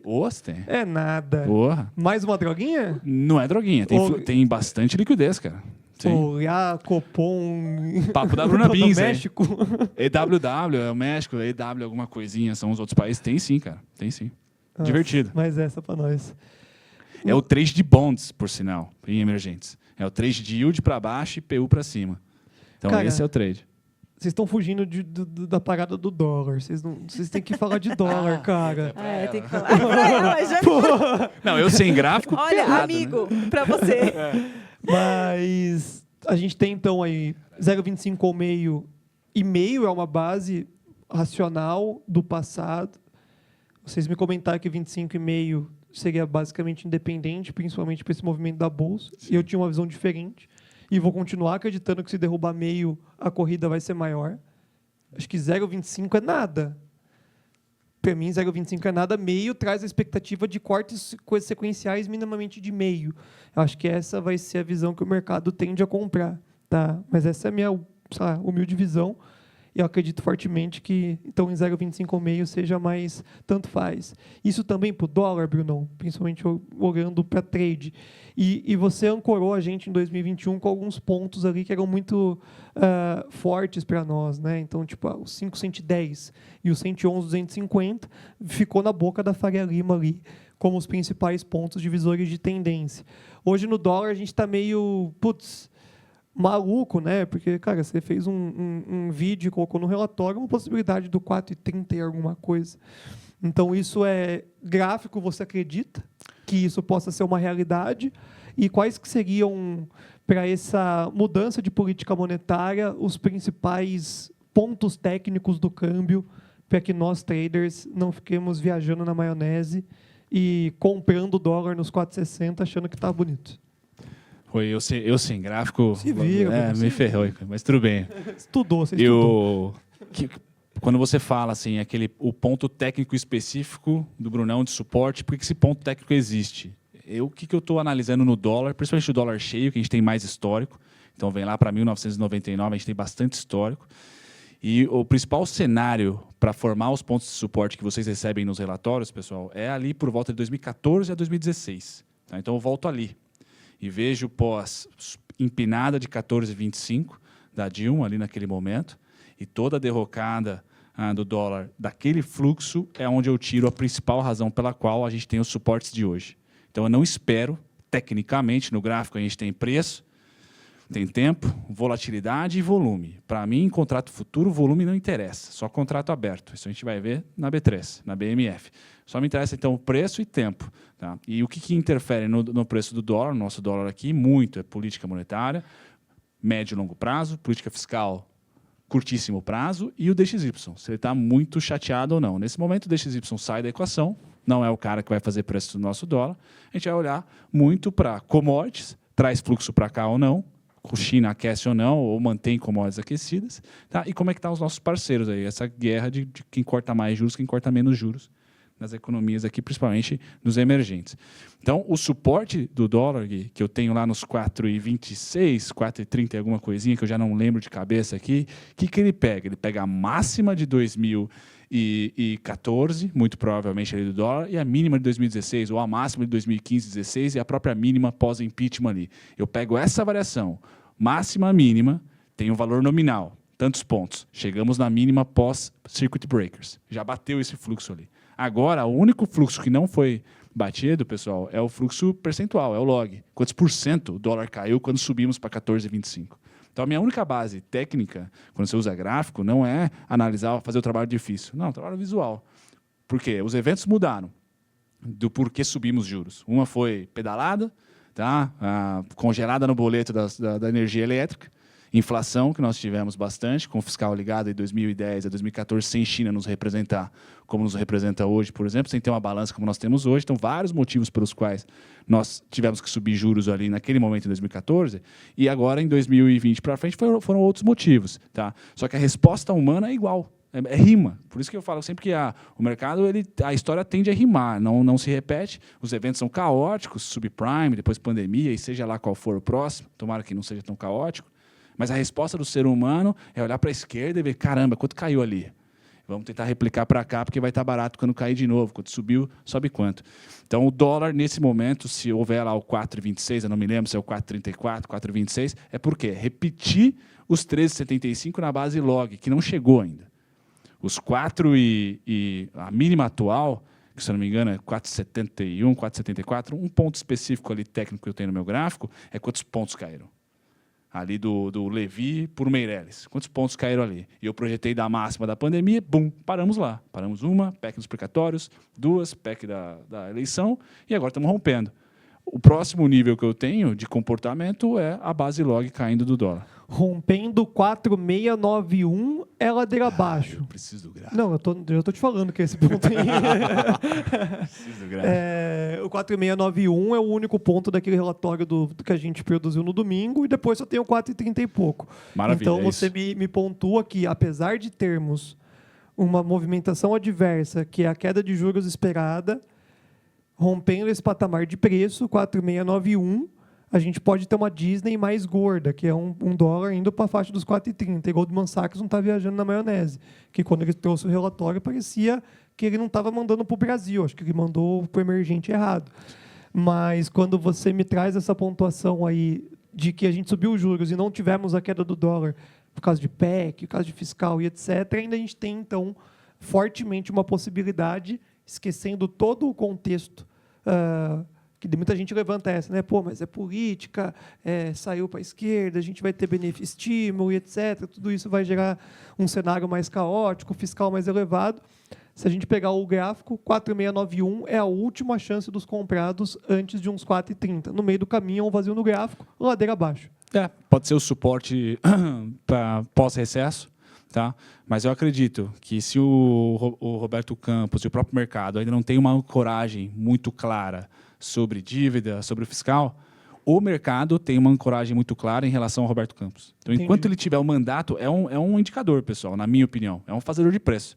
Enquanto o mandato dele continuar ali, e nós tivermos, por exemplo, o Roberto Campos menos agressivo nos cortes de juros, como parece ser, até pelas condições econômicas e fiscais aqui que nós temos no Brasil, o dólar é para baixo e vai repetir, na minha opinião. Vai lá para os 4,30 e pouquinho, e o Goldman Sachs, que você falou, isso, vai ter esse fluxo conquistado ali, o relatório premiado, aquela coisa toda. Quais seriam os riscos ali para o dólar parar? Tá? Seria um arcabouço torto, no final das contas. Seria uma reforma tributária com diversos nuances ali, agrados de setores específicos, porque o lobby está rolando, não tenha dúvida disso. Então, seria o quê? Expectativas sendo quebradas daquilo que já está no preço. Agora, o principal é o mandato do Roberto Campos. Acho que a virada pode fazer também a virada do dólar. 5,50 nunca mais, no curto prazo. Gui, aquele gráfico mensal, 5,50? Isso. Não, eu não tenho 5,50 no curto prazo, Gui. Não tenho. Não tem jeito maneira. O que vai fazer? Não tem. Não tem. Não No entendi. gráfico aqui não tem. Agora você me convenceu. Não. Os 5,14. 540 alguma coisinha. É ali onde eu acho que, vai rolar mais uma PEC. Tá, ali é o fiscal. Já é a catástrofe. Isso. Ali o fiscal sempre faz preço no contrato atual, né? E aí, quando bate o martelo do fiscal, desaba. Né? A bolsa é o contrário. Desaba no trâmite e explode quando vem um fiscalzinho de graça aí para Faria Lima. Então, essa é a maneira. O fiscal dando uma atordoada, 5,14. Tá? E a tendência natural que eu vejo é a gente repetir, rimar quantos % caímos ali com o Levi e Meirelles. Quer consolidar o dólar, então, 5,15, vai? O cenário catastrófico. 5,15 Não, é bem catastrófico. 4,69, entre 4,62. Um cenário base. Até a aprovação. Esse é o cenário base. Cenário otimista. Cenário de, nossa, alegria e ousadia, 4,40, 4,30. E para trade, tem que ficar muito ligeiro, então, nesses 4,60 e pouco, rompeu, não tem mais compra. E a gente tem que ficar um terceiro ponto, que não vai fazer preço nesse. A gente está falando desse contrato de agosto, setembro, curtíssimo prazo. Também, né? Mas para o final do ano, pessoal, quem vai fazer bastante preço, na minha opinião, também, é como é que está esse acordo de grãos. A gente vai olhar nas próximas semanas aí, o quanto consegue aquecer os grãos e as commodities de maneira geral. Quanto menos as commodities dependerem da China, na minha opinião, para ficar aquecida, mais o nosso real se fortalece. Porque China, me parece, que sai de industrial e vem para consumo. E isso não carrega minério de ferro, talvez um pouquinho de petróleo, mas com certeza não minério de ferro. Então, cuidado com a Vale só, para quem está abrindo posição agora acima dos 70 e tantos, porque ela pode ser ali a grande frustração para esse ano. Eu vou ter que pegar a pergunta do Ronaldo, porque ele está indignado, assim como até mesmo eu. Vocês estão falando em 4,30 mesmo com a queda de juros? Não, calma aí. Não, tá é só grafista. muita Só gente. grafista. Tá Só grafista. gravado! Ela não falou, não. 4,30 Só se mesmo ela com a trabalhar queda no de Goldman juros. Sachs. Por salários cair a taxa de juros, sobe o dólar. Então, acho que só para... Acho que a dúvida do Ronaldo tende a ser, acho que de outras centenas de pessoas que estão ali no ao vivo, no online. A gente tende muito a falar, né, que a queda de juros impacta aí no câmbio da seguinte forma: para de cair, até mesmo a gente podia ver a bolsa subindo e o dólar subindo.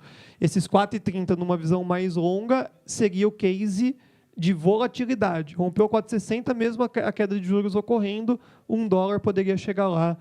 E aí, de novo, no chutômetro, durante esse ano, até mesmo a virada do ano que vem. Isso, explicitamente. Vamos supor que a gente chama research e estamos sem grana para contratar um economista.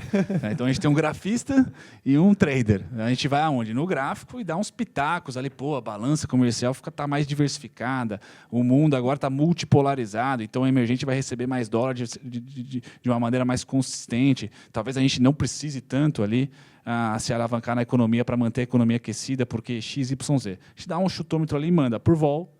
O dólar é 4,27, no ponto gráfico especificamente. Se for lá, você se consagra, você sabe, né? Não, porque tem vários contratos, né? A rolagem frita até lá. Se chegar até janeiro, 4,27, você tem uma estátua na frente da Faria Lima. Não, a gente precisa criar um dólar com vencimento semestral. Aí a gente esse mensal é loucura. Quanto de lorota besteira a gente está falando, Águia? Imagina. Consolida aí pra nós. Essa é uma caixinha que eu não mexo e que eu preciso também, né? Porque na hora de tomar decisão eu preciso comprar o dólar naquele momento e a gente não mapeia esse tipo de movimento, né? Economista olha para eventos, né, e causas. Vocês não, vocês estão ali acompanhando o fluxo, vocês estão ali acompanhando várias questões qualitativas que a gente não consegue colocar dentro do modelo, né? Narrativas e tudo mais. De modelos econométricos não pegam esse tipo de coisa, né? Então, mas assim, pelo que a gente está analisando, e aí, só alerta, não vale para operação intraday, tá? Por favor, não utilizem que não é bem assim que funciona, mas a gente considera a tendência, né? Então, assim, eu ainda não consigo sair do cenário, né? Assinar um cenário diferente do que a gente tem, que é um cenário base de 4,80, pior cenário R$5, melhor cenário 4,60, por causa que eu estou dependente dos eventos que vêm pela frente. como o Bruno falou, fiscal, decisão de juros, e muito mais o que acontece com o DXY, a moeda forte, né? Então, eu consigo chegar a 4,60 se a gente tiver, talvez, uma piora lá fora, se o dólar continuar perdendo valor, eu consigo ainda... chegaria num cenário base de 4,60, mas até o momento a gente não consegue fazer isso. Ari, só perguntar rapidão. Por Gui. favor, porque é polêmica. Porque em 4,30 você desmaia, então entendi. Não, Sim. eu quero que vocês estejam certos, na verdade. Eu quero ir para Disney, eu quero viajar, eu quero as commodities baratas, eu quero tudo isso também. Só não consigo mapear, não consigo assinar um cenário assim, porque eu não tenho embasamento, né? Tudo que eu testo e projeto, ele joga o dólar 4,60 próximo no cenário a 4,60, mais otimista. não consigo Sim. ainda. Mas eu acho que esse cenário pode entrar em revisão assim que a gente voltar do recesso. Porque eu posso tomar uma surpresa, pode não bater tanto como eu imagino que vá, porque eu acho que na hora que voltar a reforma tributária, eu acho que o dólar vai tender a buscar os R$ 5 para fazer a curvinha bonitinha lá que vocês adoram, né? E voltar a buscar de novo uma queda. Mas não acho que para nos R$ 5. Não acho que ele busca no meio da fritação ali, no meio da discussão, né, da porradaria. Mas ele tende a buscar os 4,80. E depois que passa isso, que é onde eu acho que o cenário deve entrar vai entrar para revisão, porque eu vou ter que dar, de fato, uma atenção um pouco maior para o externo e tentar mapear pontos que estabilizariam o dólar abaixo do 4,80. Minha pergunta ia ser só pontual, assim. Você utiliza, então, o DXY no seu modelo? Eu Ou utilizo. utiliza? Que legal. Que não é muito comum. Dá uma dor né? de cabeça, né? Porque muda direto. Né? Então, Recentemente. só que ele aumenta o meu grau de dispersão, exatamente por ele ser muito mais volátil que outras variáveis que eu utilizo para avaliar. Então, tem que ser com cuidado, Dólar é um bichinho complicado para economista. Não? Acho que o mais difícil, na minha opinião, é dólar. A gente tem 2 outros convidados ilustres, o Tato, que vai trazer um movimento que eu acredito que seja até um pouco adverso, que é realmente essa curva de juros e a queda da Selic mandando bala para a Bolsa para cima, que a gente vai voltar nesse tema. E aí a gente consolida tudo isso com uma melhor assessora ali do movimento, que é a alocação. Falando um pouco de alocação à área economista, hoje, quando a gente olha para a caixinha da renda fixa, então, quando a gente fala de IPCA, a Selic, até mesmo a gente acabou de falar de câmbio, mas as suas expectativas para esse semestre, o que você tem de visão nesse semestre para que as pessoas que estão procurando alocar o seu dinheiro consigam ter uma base mais inteligente, se iria para um pré, se iria para um IPCA+, que em questão de produto faria talvez mais sentido, ou se isso não é só praia. E você tem essa especialidade de mercado de capitais. Perguntei para o Bruno aí o que ele estava olhando nesse mercado de ações, que faria algum tipo de sentido. Fique à vontade também de trazer sua pontuação. Com essa queda de juros, a gente sabe alguns setores que naturalmente sobe, né, de um formato até meio passivo, independente se está dando lucro ou não, se você vê algum insight para a galera que está nos assistindo aqui. Bom, renda variável eu vou deixar para quem entende, né? E do meu portfólio eu delego para bons gestores. Eu sou economista de uma casa de equities, né? Então, e que equities, né? Então eu deixo essa porradaria aí, já tenho demais na minha vida, eu não preciso no portfólio.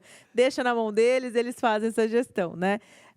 Bom, mas ainda no setor de equities, como uma boa economista, eu estou sempre na caminha do investidor, commodities, utilities e bancos, né? Sempre nesse feijãozinho com arroz. Fora isso, eu acho que o investidor tem que procurar quem entende, quem faz a coisa acontecer de fato.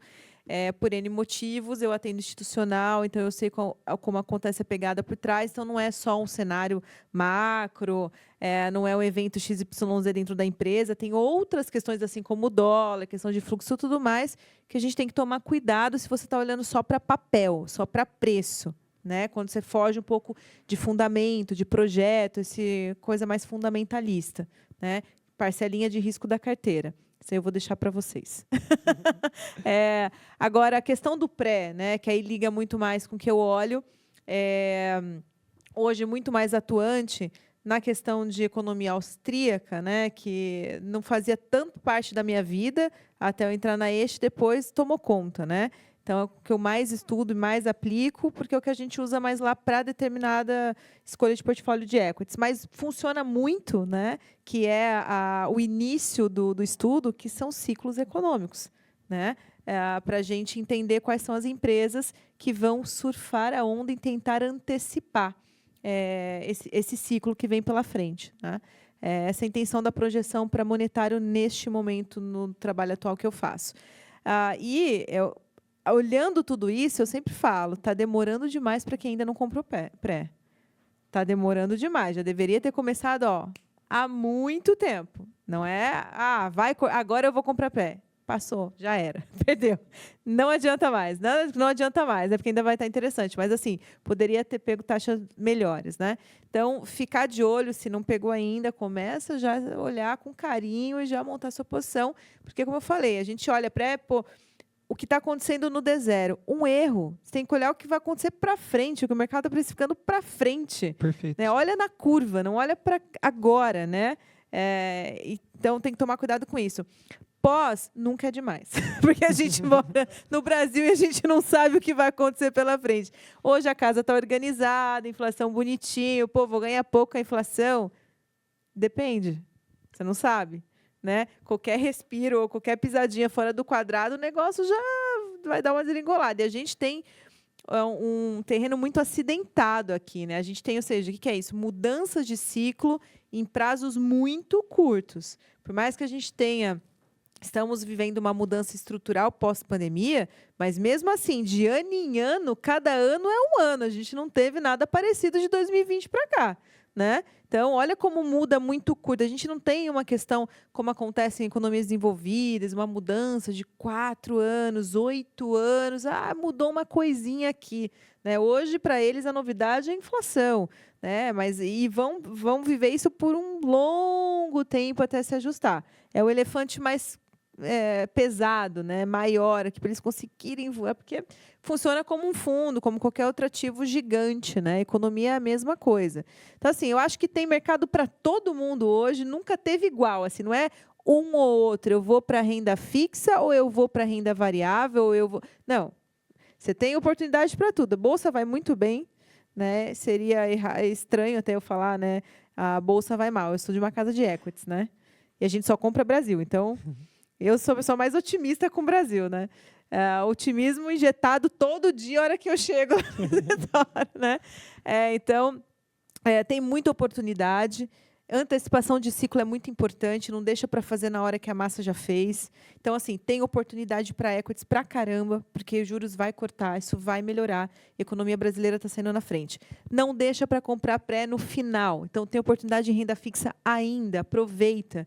Né? Então, não é um, é outro. do segundo tempo já. É hora de rebalanceamento, sentar o bumbum, fazer o dever de casa, pedir ajuda para os profissionais que estão aí te auxiliando, fazer esse ajuste e aproveitar, porque agora não está no momento de escolher um ou outro. Você pode escolher os dois e ficar super bem. Depende do que você está olhando. Você vai operar a curto prazo, está operando mais longo prazo. Aí é com vocês. Não, aí é com vocês. A gente começa a consolidar esse nosso painel. E nós trouxemos o contexto dólar, né, em questão dessas regiões a qual a gente quer deslumbrar como possibilidades. E aí a gente sai dos 111.250 de 2021 e vai para onde, cara? Juros caindo, parece que está tudo se organizando, o mercado rompe máxima, não rompe. Qual que é a virada de chave para a gente falar assim, puta, agora vai embora, está na hora de realmente começar a cada vez mais aumentar essas posições no mercado de renda variável. A gente migra do 111 ao 250 como a principal referência e vai para onde? É o 115? Ou continua sendo o 111? E qual que é a virada de chave? Você coloca no relatório lá o rompimento do 134, se eu não me engano. Deve ser a máxima história. Só traz esse contexto aí um pouco dessas regiões e o que você espera para a Indifut. Curtinho espaço de tempo, você fala muito do agosto, mês do desgosto, já é dúvida que chegou para a gente aqui, se agosto tende a lateralizar, barra cair, o que as pessoas podem esperar para a Indifut, para cada um fazer sua consideração final. Poxa, vamos lá, Gui. Eu acho que para responder a pergunta de quem enviou aí na TC Station, creio eu, Gui, eu precisaria do gráfico para olhar exatamente o ponto ali. Mas qual seria o player da virada, ou melhor, do rompimento da máxima histórica da Bolsa? Para mim, eu ainda acho que é Petrobras. Tá, Petrobras, um pouquinho de frigoríficos também, que tem um gigantesco upside, então eu acho que teria um bom volume ali entre JBS, a sua Marfrig querida, e a Petrobras, B3, mas eu estou pessimista com a Vale, então não teria ali a exposição na Vale. Agora, pontos especificamente, falando do índice, assim como o dólar, que eu olho muito para 2016, 2015, o índice é a mesma coisa, eu olho para todo aquele ciclo, onde o pico das commodities foi ali em 2010, tá? E aí a Bolsa fez aquela lateralização muito ruim. Eu comecei a investir lá, então comprei Petro a 22, foi a 4. Comprei Vale a 20 e alguma coisinha, foi a 14. Tá? O que eu acho que mudou daquele ciclo para o ciclo atual? Eu acho que a governança está melhor das empresas, os nossos empresários aqui estão sabendo lidar muito mais com esse movimento, como a Ari falou, ágil de inflação e juros, que não é bom, mas a gente está cascudo aqui, principalmente as empresas de commodities, porque eles já sabem e estão vacinados que China não vai voltar a crescer 2 dígitos, então ninguém está se alavancando, comprando mina, comprando nada, nem Petrobras. Então, esses argumentos, Gui, fazem eu acreditar que o Ibovespa vai para 141 mil, por exemplo. Pega lá os FIBOS da vida e tal, eu não tenho meus gráficos, agora a gente pode fazer futurologia aqui e dizer, beleza, a gente vai romper. O que é importante, o que eu acho mais importante para o investidor? Você tem dois cenários para o Ibovespa. Geralmente a análise técnica péssima, né? Tem 3, né? Pode acontecer tudo. Né? Não temos a lateralização para esse ano aqui. Tá? Ou você vende topo da consolidação do Ibovespa, para quem é trader aqui, tem mais afinidade com gráfico. Então, o que você vai fazer? Você vai correr para o pré da área e vai diminuir os seus aportes mensais para os investidores. Trader vai shortear, vai vender call, vai comprar put, vai fazer tudo aquilo. Vender índice agora é coisa de idiota? Eu acho muito. Eu acho desnecessário, Gui. Por que eu acho desnecessário? Porque a gente está na iminência de ter grandes notícias, e notícias para os próximos 3 anos. Então, as aprovações de Brasília. Então, o analista político agora é o cara que a gente tem que sugar aqui bastante, porque ele pode dar um insight, a gente pode ir na frente por causa disso. Então, acho bobagem você mirar o seu capital agora, e o seu neurônio, para especular índice. Tá? Você não operaria índice, esse que seria o X da questão. Isso, eu não operaria day trade. Quando você fala vender para mim, Gui, hoje a gente tinha que ter vendido no 124, alguma coisa que era ponto. Então, vender nos pontinhos com a gestão que você faz, por exemplo, de trade, é isso. A gente vai vender as resistências que forem surgindo, 124, 125, 126, 600, alguma coisinha, até o infinito. A gente faz isso. Agora, onde está o dinheiro gordo? O dinheiro gordo está se fazendo, o fluxo está entrando, está se formando. E eu não acho que é agora. Tá? Agora em julho, e que sai na primeira quinzena de agosto. Eu acho que vai estar mais próximo, talvez em setembro, mas o sinal técnico não tem um timing específico, ele precisa ser dado, ele não deu. Tá? Para o alocador de longo prazo, então você tem 2 opções. Ou você compra full power a bolsa, porque você está no último mês de consolidação, nós estamos aí em 2016 ou em 2004, onde mês que vem você vai comprar 5% mais caro, a mesma ação, depois mais 5, que ela vai estar subindo. Então, a gente, nesse cenário, o que o técnico faço? Ao invés de olhar o gráfico mensal, que eu estou postando para todos vocês no relatório, jogando lá 2016, jogando 2003, Lula 1 a Lula 3, aquele gráfico do Ibovespa, se a Bolsa rompeu 126, 127, por exemplo, eu já começo a trazer o diário. Por quê? A gente vai olhar para os fluxos de queda e vai raspar a compra pesada. Então, você day trada resistência e suporte. Mas você swinga, pega mal falar swing trade, né? Dependendo da idade, você faz trades mais longos e casadinhos, né? Compra ação, compra o ETF, compra call e compra o contrato futuro em períodos do diário. Eu vou olhar para o diário, quem vendeu, vendeu quanto, e vou socar compras ali. Acreditando no zigue-zague, coisa bonitinha de grafista que adora. Tá? Esse sinal não foi dado. Então, nesse momento, eu acho que eu iria... Está de lado ainda. Eu cético, por Vale, por China sair de minério para porco, eu vendo mais, eu venderia... não faria exatamente nada nos contratos futuros. Tá? Compraria taticamente, como eu estou comprando ouro, estou lá amassadinho em ouro. Estou comprando Fleury, pós-combinação de negócio com a Pardini, que está paradinha. E a bomba da minha carteira, que é a Qualicorp. São as 3 coisas que eu estou comprando. O resto eu zero tudo. Não fiz aportes em junho, não fiz aportes em julho. Está tudo pendurado minhas ordens. não aporto a mercado e pré-fixado. São as coisas que eu estou fazendo. Ao sinal técnico ou de Brasília, por exemplo, tá? Porque commodities a gente não vai ter o sinal perpétuo. Commodities está muito volátil. Então a gente tem o perpétuo ali para 3 anos Brasília, tá? E o técnico pode acontecer a qualquer momento. Bolsa rompeu, pessoal, 127, 130 e tal. Brunão errou. Deixei de pôr dinheiro na renda variável para pegar uma merreca, que vai ser merreca, os 13,75, os 11 ponto alguma coisinha na sua LCI de curto prazo, para uma Simpar, que vai dobrar, para uma Sinca, que agora vai ser comprada, já foi, para uma TOTS, ação até vovô vai render mais, seja por yield ou seja por uma valorização. O Bruno errou. Agora, se eu acertar, eu recompro no 115. Eu recompro no 112. E esses pontos vocês têm, nós temos nos relatórios. Então, o que o Bruno está acreditando? Que é agosto, mês de desgosto, pegamos lá, vamos até o 126, batemos 125, vamos até o 126 agora, por exemplo. Euforia, aí volta Brasília. Pum, 112, 115, 116. Ali... Mano, olha de novo, para a fileira do 25 até o 16 e repete isso que você vai aliviar muita gente. Por favor. Vai cair o índice? Por favor, fala. De novo, você vai falar, ó, se eu estiver certo, bate 26, 126 no máximo, e aí Brasília volta e derruba. Por favor, mas fala. Por quê? Não, só faz isso, por favor. Vocês estão vendidos no índice, cara. Não, eu acredito. Me respeito. Fala, não, traz aqui, ó, olhando pra galera, por favor. O que eu estou fazendo na minha carteira previdenciária é não comprar índice nesse momento, diminuir muitos aportes do índice, porque eu acredito numa retração. 115... Isso, ali o pré, durante e pós-eleição é um momento específico. No índice, para mim, quais são os pontos de desconto para mim? Reforma da Previdência, 2019. Ali teve muita negociação, então tem muita ação, principalmente no setor financeiro ali, que eu tenho as minhas ordens todas cadastradas ali, porque rolou muito interesse. Então, para mim, tem muito interesse naquela região de preço. O Ibovespa também, e está na casa ali desses 115, desses 100 e quebradinho, que eu acredito que volte, para depois nós subirmos.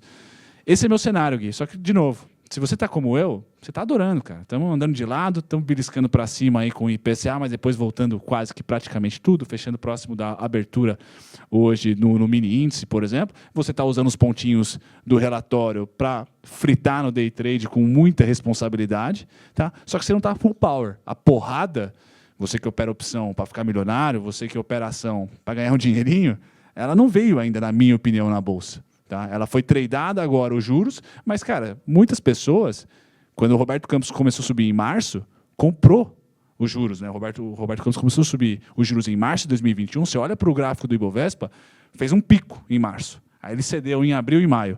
Explodiu em julho. Nosso pico histórico é em julho de 2021.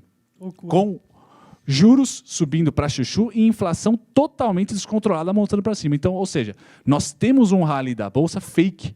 Tá? Isso pode acontecer agora.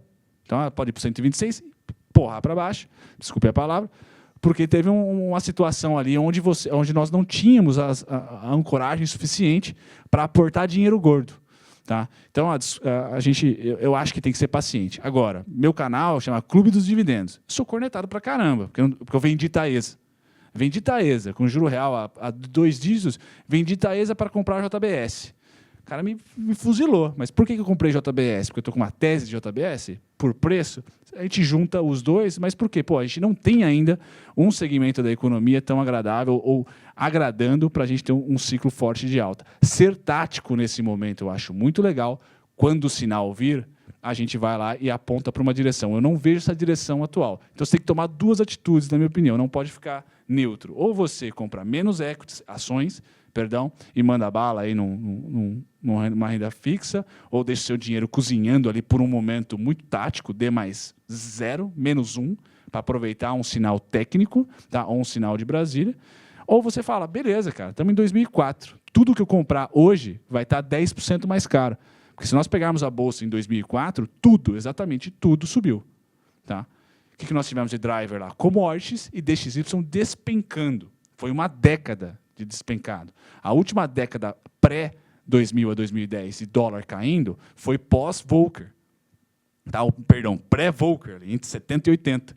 Então você tem que estar acreditando em algo parecido, cara. Ou um emergente bombando de construção e mandando commodities lá para cima, e todo mundo crescendo, podendo jogar juros para baixo com inflação controlada, porque alguém está com mão de obra barata e consegue financiar essa globalização tranquila com crescimento alto, ou você está acreditando em algo parecido ali com a década de 70, que é mais ou menos o que eu acho. Então, bolsa não acompanha, cara. A bolsa não foi bem naquele momento. Em um primeiro momento foi bem, mas depois veio para baixo. Então, tem o passado que a gente dá uma olhadinha, e eu preciso ser tático na minha carteira. Aqui, não vou aguentar. Não teremos o Ralidade? O Rally do Haddad? O amor não venceu? Eu lembro um dos eventos que a gente fez aqui, eu acho que o Lula não tinha definido ainda quem seria, o ministro, né? E estava se especulando na plateia que seria o Mercadante. Você lembra disso? Eu lembro, com certeza. E aí o Mercadante era CEO da transição, cara. E a gente estava ouvindo o Mercadante.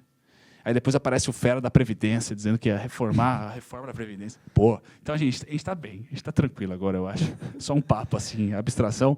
Mas rally do Haddad, eu acho que vai vir com o CARF. Se ele tiver vitórias no CARF, o rally é dele. Então, só para... Antes de a gente ir para as perguntas, tanto na Station como também aqui para o presencial, Bolsa, juros caindo ajuda, mas antecipou uma boa parte. Estamos nesse patamar dos 123, 124 mil pontos, principalmente no índice futuro, exatamente por um contexto de política monetária. E para porrar para cima e a gente começar a falar de mercado de expansão e não de lateralização, é a volta aí, então, do governo finalizar esses ruídos e a gente conseguir materializar o fim dos riscos que não estão ainda materializados. Seriam isso? Ou futurologia técnica. Se você quiser apoiar a sua decisão de recurso, de alocação de recurso via análise técnica, eu acho que são esses dois drivers. Brasília voltando, aprovando arcabouço e reforma, ou um sinal técnico do índice. Esse sinal não aconteceu para mim ainda. Perfeito. Dúvida aí, meu pai? Você está com um microfone, não? Não? Espera aí que já vão conseguir trazer um microfone. Se você perguntar para onde vai Bob, eu levanto daqui para te dar um cacete. Não, tô levando. Não pergunta de lojas que era o que era? Light. Essas empresas não dá, hein? Pelo amor de Deus. Pet, Sequoia pode ou não? Não, Sequoia Cookie. Ele manja até o patrimônio da empresa, os ativos, quanto vale. 667 milhões de reais. Boa, vamos lá. Uma dúvida, né? Até eu que sou assessor na última linha ali de alocação, a questão do dólar, até que foi o Ronaldo, acho que mandou. Duas perguntas. É possível, se caso o Brasil cortar juros, né, intensificar a queda de juros, vir um fluxo estrangeiro maior para cá e com isso o dólar vir lá para os 4,30, 4,20, ou os juros vai cair, o dólar vai voltar para cima? E a segunda, a minha opinião parece muito com a do Gui, né, se caso der 0,50, acredito que vai ter uma correria maior na Bolsa, vai subir o quê? Varejo, construção, até algumas coisas que a gente entrou em trades, ou outros setores que a gente teria que ficar um pouco de olho ali, que podem se beneficiar mais, né? Ari, você quer aproveitar a parte do dólar? Você, pai. Não, eu falo também do dólar, mas deixa você. Não, assim, eu acho que a questão do corte, né, tá todo mundo muito em cima da decisão, eu acho que isso já foi muito, muito precificado. Né? Eu acho que a gente isso é importante ouvir. Eu acho que a gente não vai ter toda essa euforia que o mercado está esperando por corte de juros, não. Né? Acho que já vem com essa busca, né? Porque todo mundo esperava que ele fizesse isso antes, na verdade. Né? Então, isso ajudou a impulsionar, ajudou com o próprio dólar, né, a tirar o dólar dos patamares acima de R$5, vir trazendo. Né? Então, eu não acho que vai ser que o corte é o denominador comum, né? E nem a magnitude. Eu acho que o importante é cortar. Né? Cortou, o mercado vai ficar bem. E aí, o que eu sinto que o mercado não está preparado é por isso que a gente trouxe aqui, que é o que vem depois. Né? A volta de Brasília, todas essas questões que estão fora do sentido de política monetária. Tá? Entretanto, como o Bruno falou muito bem, o comunicado e a ata vai aquecer para a próxima reunião, porque aí sim a gente vai começar a discutir magnitude. Será que fica no 0,25? Será que é 50? Será que ele vai, né, encher a mão e vai fazer? E aí o mercado vai começar a discutir de novo. A inflação vai continuar tendo deflação maior, e a gente já começa a sair do período sazonal de deflação, inflação mais baixa, que isso também já está precificado. Até o próprio Banco Central já incluiu, né, na projeção trimestral do Ministério da Fazenda a questão da inflação, ainda está com inflação bem longe da meta, mesmo considerando que os próximos meses a gente tenha inflações mais baixas do que o previsto, dentro do período sazonal também, né? Porque agora o que importa é olhar para frente, é olhar lá para o horizonte relevante, 24, 25. O Banco Central fala bastante de dívida pública, como eu falei, de forma secundária, mas ele está considerando, porque o medo é, na hora que essa discussão voltar, a gente ter a desancoragem, ela continuar, os juros voltar a abrir, né? E para dólar, eu ainda acho que a gente está muito exposto à incerteza do ambiente das economias desenvolvidas, né? Que a gente ainda não sabe, né? Por exemplo, o mercado precificou 0,25 para o Fed amanhã, inclusive, né? Mas e depois? Porque antes a gente tinha precificado que seriam 2. Aí, de repente, CPI veio melhor, que é o dado de inflação que o mercado gosta de olhar. Pronto, agora não é mais 2, agora é 1 e vai falar de corte, vai colocar um guidance no comunicado de ciclo de cortes próximo. Não acredito nesse cenário, né? Olhando só para a comunicação dos Fed Boys, só para documento, livro bege, não acho que o Fed traz esse sentido, mas é o que o mercado está precificando, né? Agora, quando a gente... E aí, separa a inflação, volta a olhar atividade, mercado de trabalho nas economias desenvolvidas, nada melhorou. E isso lá fora é muito mais importante do que inflação, que é a grande diferença que a gente tem para a decisão de política monetária aqui. Então, eu acho que a gente ainda tem muito carrego externo para o dólar aqui. Acho que o fluxo, mesmo com corte, mesmo com o Brasil um pouco mais, com o ambiente um pouco mais arrumado do que os nossos pares, a gente ainda vai continuar nos próximos meses perdendo esse fluxo que deveria vir para cá, advindo de incerteza política, por causa das discussões. A não ser que a gente tenha um milagre, né? Que eles façam tudo arrumadinho, que ninguém fale besteira, né? Que ninguém faça uma grande... fale muita coisa, porque o problema, desde o governo anterior para esse atual, é falar demais. Eles têm muito canal de comunicação. Se eles fizessem o que eles fazem quietinhos, a gente não teria tanta volatilidade advindo de incerteza política. Né? O problema é live. O problema é que eles estão vocais demais, eles falam demais e só falam besteira, né? E aí o mercado reage a isso. E, na verdade, nem é isso que vai acontecer, né? E tem outras coisas também que eu acho que...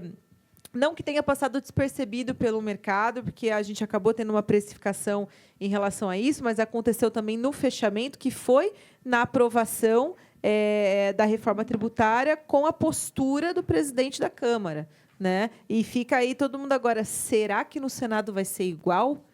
E aí a gente já teve alguns parlamentares lá bem incomodados, e agora a dinâmica mudou. Né? Se a gente está com essa leitura que o Lira domina a Câmara, será que o Rodrigo Pacheco tem o mesmo domínio pelo Senado? A gente não sabe.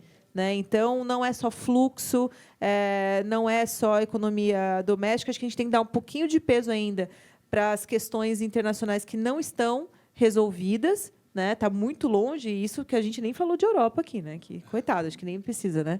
Só falar tá ruim já define bem. Para comprar dólar. Já define bem, né? Então, questão externa e a questão de instabilidade política que está roubando o fluxo daqui ainda. E aí eu faço jus, né, que o Bruno falou dos nossos emergentes. A gente tem já vê essa divisão de fluxo. A gente teve essa briga com o México, né, lá atrás, mas ainda assim eu acho que o investidor ele está contido, ele não está nem fazendo um grande direcional para desenvolvido, porque ele não sabe até onde vai, né? Fim de ciclo ou não é fim de ciclo, e também não direciona para cá, porque ele também não entende o terreno da gente, né? Não entende o que acontece aqui em todos os países, né? Porque um dia Chile está bem, amanhã não está, né? E como eu falei, o período é muito curto, então o fluxo já vem gradual para nós, né? E o Brasil ainda tem essas travas que seguram, então não deixa que a gente tenha um dólar muito depreciado frente ao real. Acho que não deve ser tanto assim, não. A resposta Taylor que você quer ouvir, irmão, 4,60 tá logo ali. Ah, mas ele é assessor, cara. Não, mas também eu queria você nossa. cria nossa. Então, assim, ó, 4,60 tá logo ali, bonito. Mano, 100 pontinhos. Peidou, tá lá. Quando chegar lá, não é... Aí acho que o que a gente tem que levar de insight desse painel é cortou, isso que importa. Parece que o 0,256 é coisa de maluco nosso aqui, que fica na pira de querer encontrar fluxo onde não vai existir. Chegou nos 4,60, tem uma estopada muito grande. Essa que é a real. Não é que vai cair nos 4,30 por mérito. É maluco Noia que comprou e fala, nossa, erramos. E Não, vai Gui. acionar a venda, que é o stop. Então, do jeito que descer, volta tudo. É um perolzão nos 4,60 que vai acontecer ao tocar lá. Ô, Então, Gui, mas vocês não estão devaneando, não, com 0,50, só para dizer, tá? eu estava sonhando com isso. Não, eu quero Tava que você sonhando com esteja isso. certo. Assim, vocês não estão devaneando, não. Até, como eu falei, até sair a ata, né? A academia em si tinha um consenso que era 0,50. Vai começar com 0,50. O que mudou foi É que para nós ter, eu fiz uma aposta com o Beida, 0,25 ou meio. A gente estava sonhando com isso, acreditando que, nossa, 0,5%, pô, de tá milionário. Não, a gente entendeu que, mano, se ferramos, 0,25 ou meio, tanto faz. Eu acho que a gente tem que rasgar o livro e fechar tudo se vier um. Se vier Não, aí eu pego férias. aí Né? Porque daí o que a gente tá falando não faz sentido algum. até 0,50 tá dentro do previsto, tá tudo certo. Mas aí os 4,60, a partir do momento que rompeu ele, é tchau. Porque daí é muito stop, vai afundar, vai voltar da mesma magnitude, pelo que eu entendi. E aí, Brunão, finalizando, você me corrige. Os 4,80 é o imã. Acima de 4,80 está caro, abaixo de 4,60 está muito esquisito, mas 4,80 tende a ser um imã. E independente se a gente tem os meio e por aí vai, qual que vai ser o restante da sequência. Então, quando a gente fala de câmbio, a gente saiu já dos 5,20 e pouco lá no Boletim Focus, vem escorregando. DXY está arrefecendo, essa alta que tem aí é técnica, a gente acompanha isso no Morning Call, é para continuar o movimento baixista. 4,60... se você começar a brisar nessa movimentação de patrimônio, né, dolarizar, pode ser inteligente, sim. Vamos lá, Leandrão. Então, primeiro que eu não tenho nenhuma qualidade para me colocar na pele de vocês, né, do Vitão, do Polatti, quem assessora cliente. O que eu teria para falar? Primeiro, de ações. Eu acho que se você for no trade dos juros, 25,50, ou no trade dos juros mesmo... Do setor, né? Você está indo com a manada. Você já está com a manada, você não foi antes, entendeu? Acho que esse trade foi lá em maio, março, provavelmente. Das mínimas, das small caps, das empresas mais sensíveis ali, que a Faria Lima chama de long duration. Você pega aquelas ações e já foi.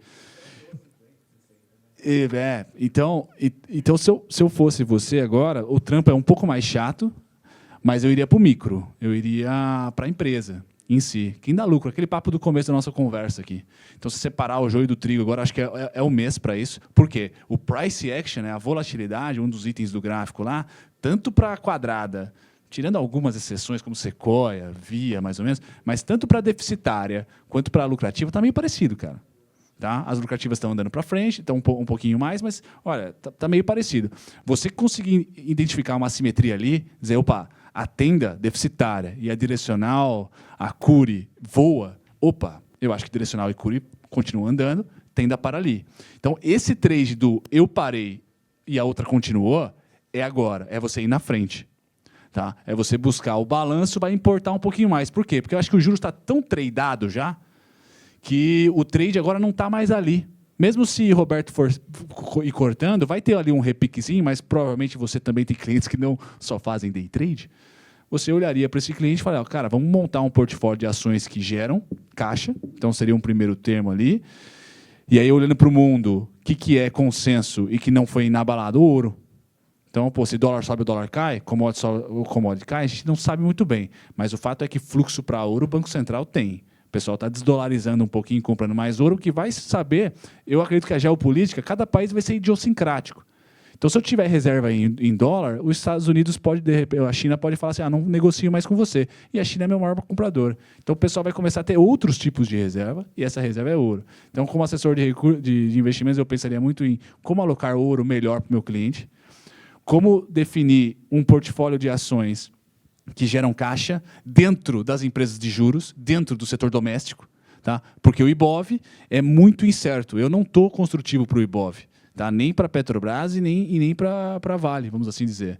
Mas estou construtivo para os bancos. Então, só uma perna do IBOV está bacana. A outra não está tão legal assim. As outras duas não estão muito bacanas. Tá? Então, eu pensaria dessa maneira, tático e micro. Acho que para você ir na frente, vai no micro. Vai na empresa que, cortou ou não, Porto Seguro.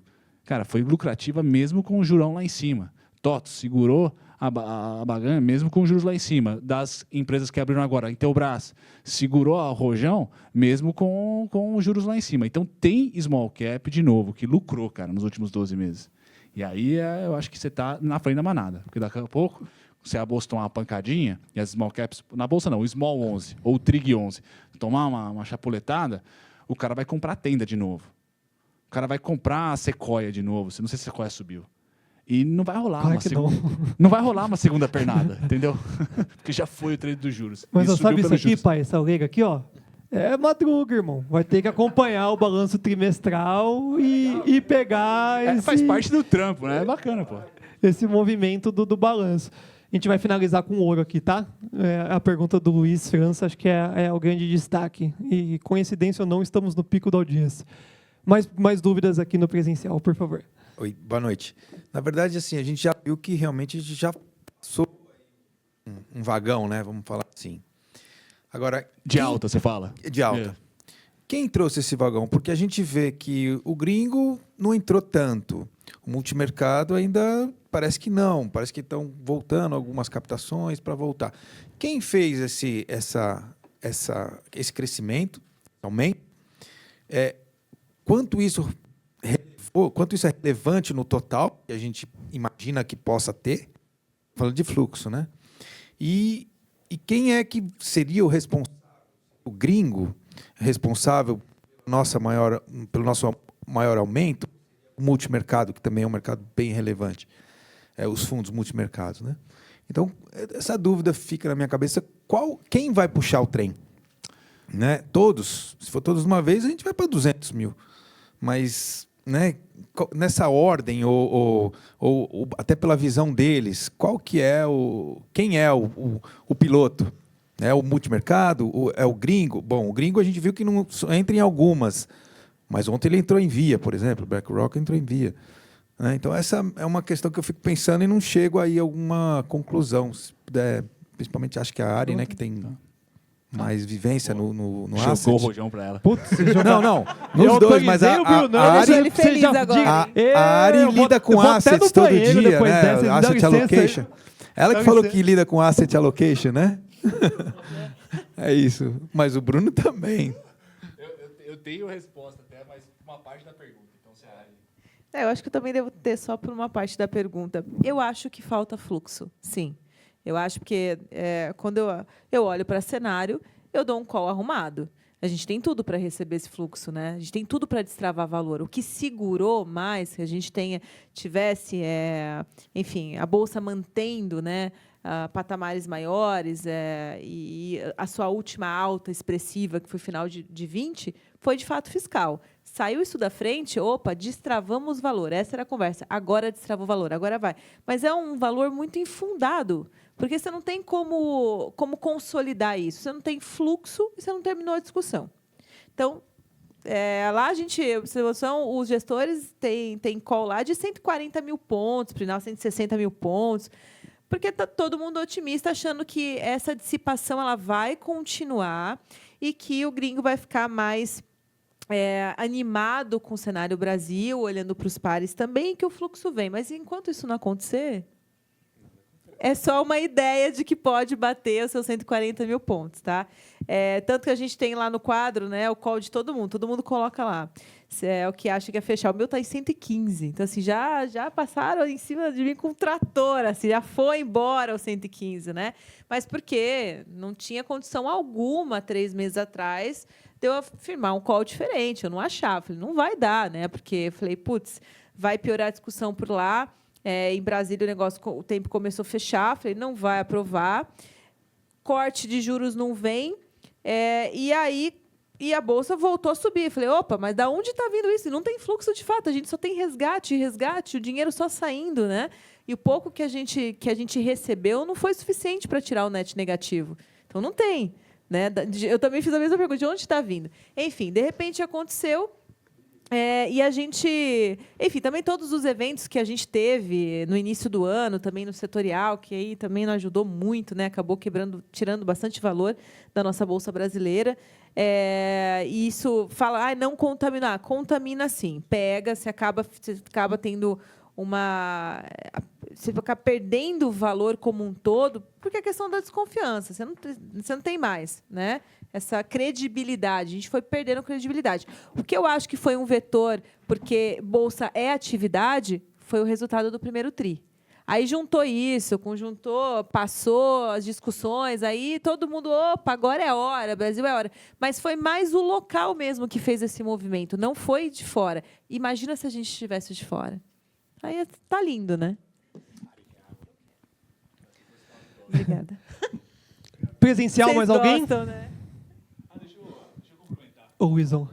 Dá tempo ou não? Os próximos palestrantes já estão querendo bater. Mano, qual é? Os caras falaram que 7h30 estava ao vivo.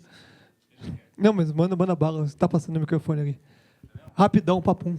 Não, Álvaro, então, Alô. a parte mais técnica, se essa subida entrou fluxo novo, na minha opinião, não. Como nós estamos consolidados há 2 anos, então essa subida foi a própria Faria Lima. Né? Seja follow-on secundário ali nas ações, ou no índice Bovespa, por exemplo, estopada, cara. E aí você falou em um ponto muito importante, que é multimercado. Quem faz fluxo, na minha opinião, dentre as classes, que a gente tem que ficar mirando lá na Ambima, de fluxo positivo ou negativo, como a área está falando, agora está entrando, ou está saindo, está tendo retirada, resgate, ou está entrando, é o multimercado mesmo. Mas esse cara, infelizmente, o nosso rastreio, a Genial, que estava com uma representante aqui, faz um trabalho muito bom. O Roberto Mota, que também é amigo do No Gui, Twitter ali, faz um trabalho muito bom. Eu olharia esse fluxo da Ambima, que nós, pessoas físicas, podemos entrar no site lá e pedir, mas o site só é atualizado, cara, cada ano bissexto. Então, você realmente... É igual a RI, de empresa sem liquidez. Você vai investir na Schultz, você tem que ir lá para Santa Catarina, cara, falar com os caras. Perguntar o que eles estão pensando, qual é o CAPEX para o ano que vem, o que eles estão pensando em comprar. Porque você não tem aquela informação fácil no site. Então, Ambima, multimercado, você vai saber se está entrando dinheiro novo. Tá? E as teses de dinheiro novo aqui no Brasil, de gringo, é commodities, cara. A transição de uma Vale para Itaú é meio que já esperado, assim, tá certo? Pelo menos na minha opinião. Agora, a transição de um Itaú para uma TOTUS, para uma empresa qualquer de small cap, cara, é difícil imaginar. O que a gente precisa de um dólar fraco, DXY fraco, tá? Para esse dinheiro vir para emergente, e aqui a casa pseudo-arrumada, porque o nosso benchmark também não é uma maravilha. Você vai falar que o Chile é uma maravilha, muito mais maravilha que a gente, México é muito mais maravilha, Índia é muito mais maravilha que a gente, Indonésia, Singapura. Então, assim, acho que essas duas ferramentas para você, esse ponto do mini índice, do índice até o 120 alguma coisinha, estopada, cara. Não vejo aquele fluxo determinante para ter ocorrido essa alta aí. É só uma troca. Assista os podcasts da Faria Lima, todos, inclusive do Gui. Você vai lá do marketing fazer propaganda. Do market makers ao stock pickers. Gestor, tudo igual, cara. Não, a gente tinha uma ideia, desculpe. A gente tinha uma ideia no começo do ano. Eu não sou gestor. Pode meter o pau, eu não sou gestor. A gente tinha uma ideia no começo do ano, a gente estava pessimista, mas agora a gente está mais construtivo. Aí é sempre alguém que melhorou. Nunca é tipo assim aqui dentro, mas aqui melhorou, cara. Tá? Então, acho que parte muito disso. Estopei e estou comprando isso. Só que ele estopou, mas não necessariamente ele comprou o local. Porque está caro para ele. A VEG. Tá tipo a VEG o índice para ele agora. Fala, puta, cara, só subiu essa desgraça. Eu vou te Ele vai resumir. entrar. Eu sou sempre o cara que vai fazer você entender de um jeito muito simples. Eu vou estopar porque pode dar uma merda grande. O gringo entrar comprando vai levar todo mundo. Então eu vou estopar. Mas eu não sou tonto de comprar aí. Entendeu? Então, quando você olha, vamos fazer o exercício do índice futuro. Você compra no 124? Pronto. Essa é a resposta. Você não vai comprar no 124, porque você só tem barreira, você tem o sentimento de jogar para baixo, você fala, se esse trem começar a puxar para baixo, onde que... Eu sei que a galera gosta muito disso, comunidade. Onde é que está seu stop? Você vai olhar lá para 120 mil pontos? Qual é que é? Então... Um pouco do movimento é muita gente que estava pessimista, que nem o Bruno falou. Se você pegasse o podcast de novembro e dezembro, ninguém virava o ano falando assim, agora vai. Fundo verde estopando em dólar. Esse foi o sinal. Isso. Ali foi o sinal. Você falou, puta, cara, a Faria Lima vai virar no dia seguinte. O mestre falou, virou todo mundo. Quando ele falou, ele já fez, né? Isso. Por isso que não tem fluxo novo, é só estopada. Por favor, dúvida? Vamos lá. PPI da Petrobras. Estamos batendo 20% de defasagem. Até que ponto isso pode fazer preço aí, não somente equities, mas inflação, né? Porque tem uma implícita aí, escondidinha, pronta para dar uma estourada, né, nesses próximos Nem 2 meses aí, não vai ser pouca coisa.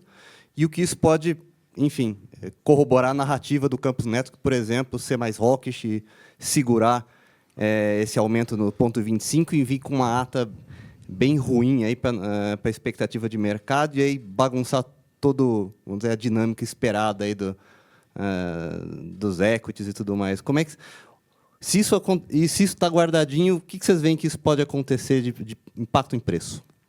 Seu nome, de novo, eu já te conheço, mas eu esqueci. Luiz. Luiz. Boa De noite, Jundiaí. Luiz. De Jundiaí, grande, conterrâneo. Aventura vem para cá também, então você manjou o que a gente passou para vir para cá. Mas esse é o principal trigger para mim da Bolsa. É se o Prats conseguir ser claro o suficiente de como ele vai conduzir essa política econômica, e nós estamos no melhor momento para os próximos 3. A oportunidade da Petrobras, na minha opinião, a segunda, né, porque a primeira já subiu, estopando uma galera. Mas agora, para mim, é ainda maior. De uma Petro, sei lá, 50, por exemplo. É agora. Para com isso. Porque se o mercado engolir a política dele, a Petrobras é um cavalo de corrida, cara. Porque a gente tende a ter o petróleo estável, a não ser que tenha mais um xisto, como foi em 2014. O petróleo estava estável, cara, de 2010 a 2014.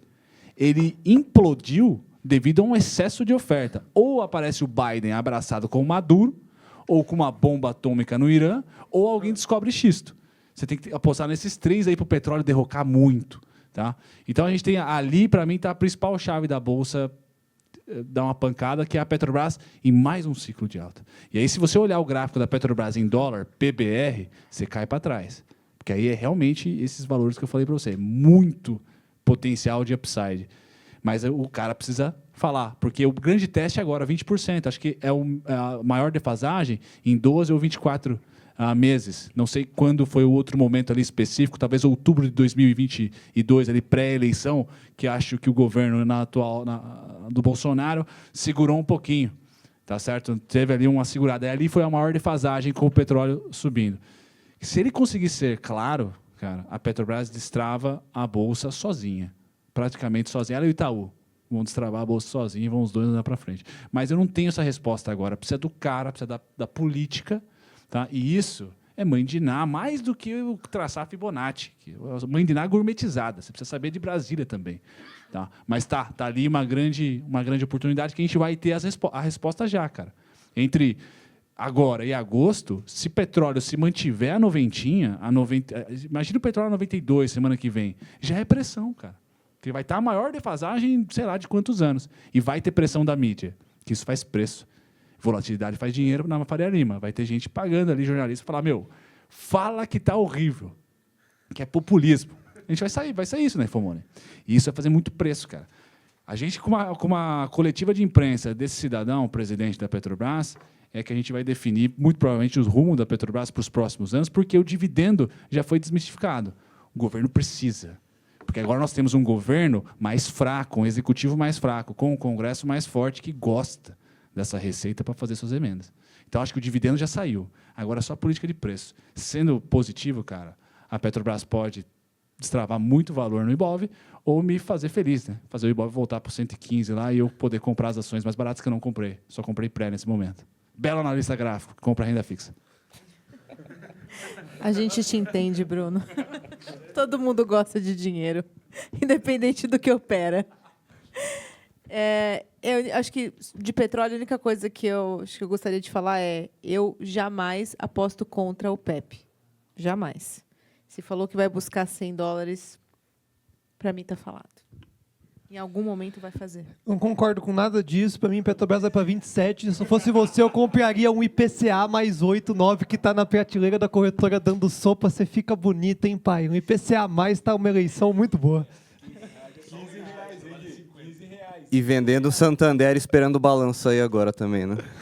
Não, Então, assim, alguém encara essa? Tá todo mundo apostando. Metade do Canal Master está vendido em Santander, apostando o balanço com os 4 bi que estão escondidos e eles liberaram a provisão, né? Você lembra que o Meirelles falou um tempo atrás?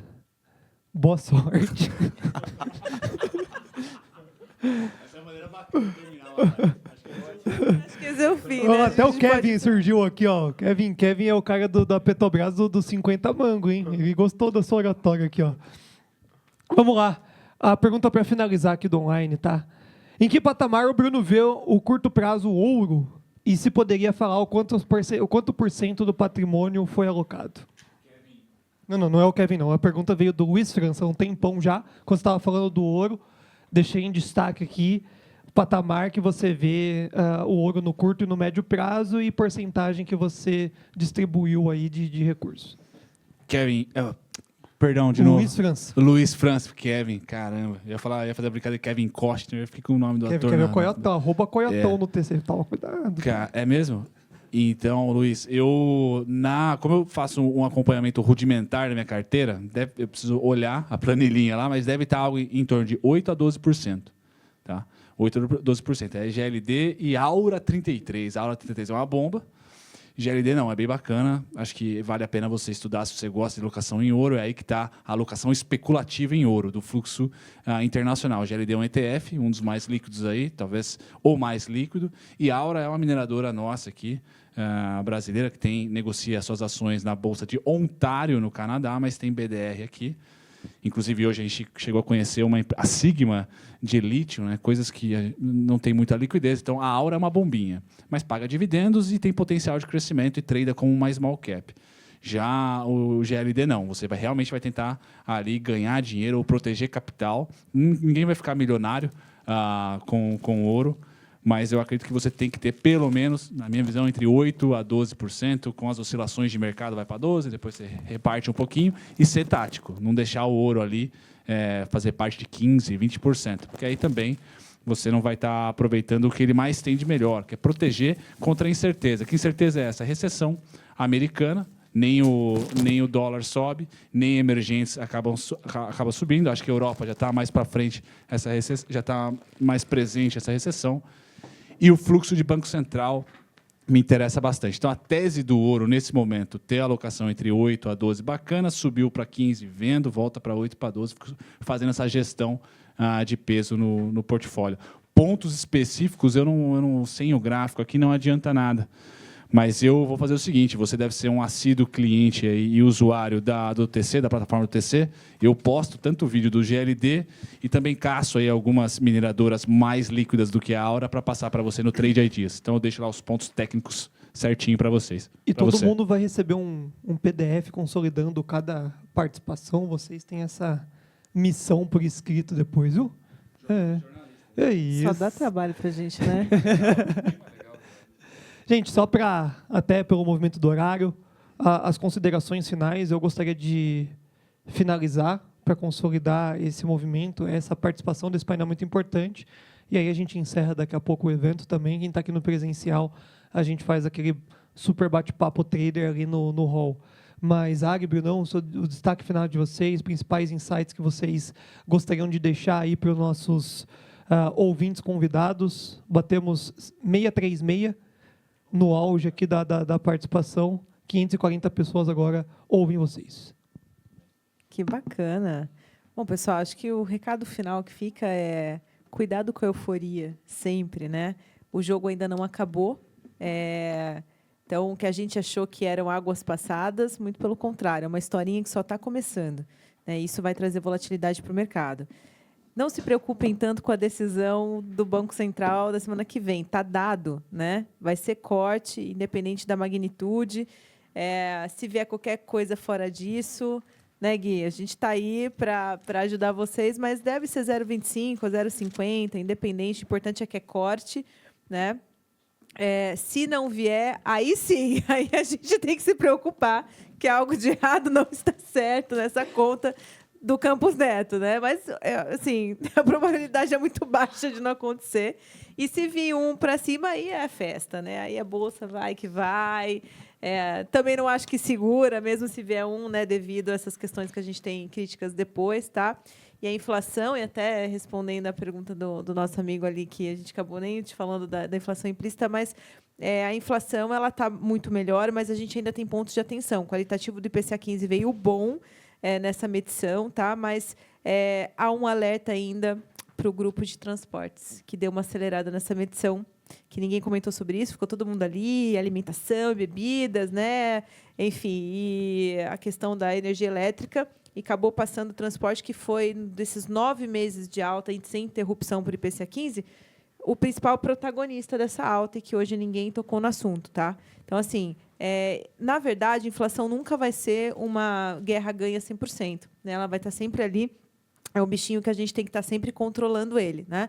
Mas a gente está num cenário bem melhor. Então, temos possibilidades de ter essa movimentação boa, né, para ativos de risco no Brasil. A gente só precisa tirar da frente, de fato, os empecilhos fiscais. Muito bem, pessoal. Eu lembro no primeiro evento que nós fizemos aqui, e que também nessa parte final eu acabei comentando que nenhum ativo, nenhuma classe de ativo morre. Né? Por mais que saia em headlines, e tem que sair mesmo, é parte da imprensa falar, pô, a renda fixa morreu, ou a bolsa, ou o setor X morreu. Eu acho que não vai acontecer isso, então não podemos fazer ou cometer esse erro. Por exemplo, se começar a cortar juros, esquecer de renda fixa. Então, essa seria a minha primeira conclusão para vocês. Aproveitem para ir na frente. Quando vê que a inflação ele já não está mais cedendo mais pós, vai jogando algo desse tipo para você conseguir ter rentabilidade ali também. Então, não ache que uma classe de ativo morrerá. Isso é um erro muito grande. Nós estamos num momento de virada de política monetária, por exemplo, e que muito pode ser dito nas headlines que agora é ação full-time, 100%. Tá? Foi uma crítica que eu fiz no primeiro evento aqui para um dos nossos assinantes, porque ele só operava mini índice dólar, não tinha ação, não tinha carteira, não recebia renda de maneira nenhuma. Então, tenha a cabeça aberta para classes de ativo, diversificação, aquele papo classe. E, para corroborar, eu diria que usufrua do seu assessor, porque eu acho que a economia daqui para frente vai ser bem idiosincrática, assim, e principalmente nas alocações de recursos. Então, de repente, você nunca ouviu falar da Turquia, Erdogan, malucão lá, mas o cara ali é uma porta bem interessante, tem uma posição geopolítica muito importante. Investir lá talvez seja interessante. E Indonésia, mercados que estão crescendo, Índia. Então, usufruir da tecnologia que nos coloca acesso a outros mercados também é interessante. Caraca, isso é para terminar. É isso, pessoal. Isso é isso. Acabou de comprar um dólar. O gin tá chegando.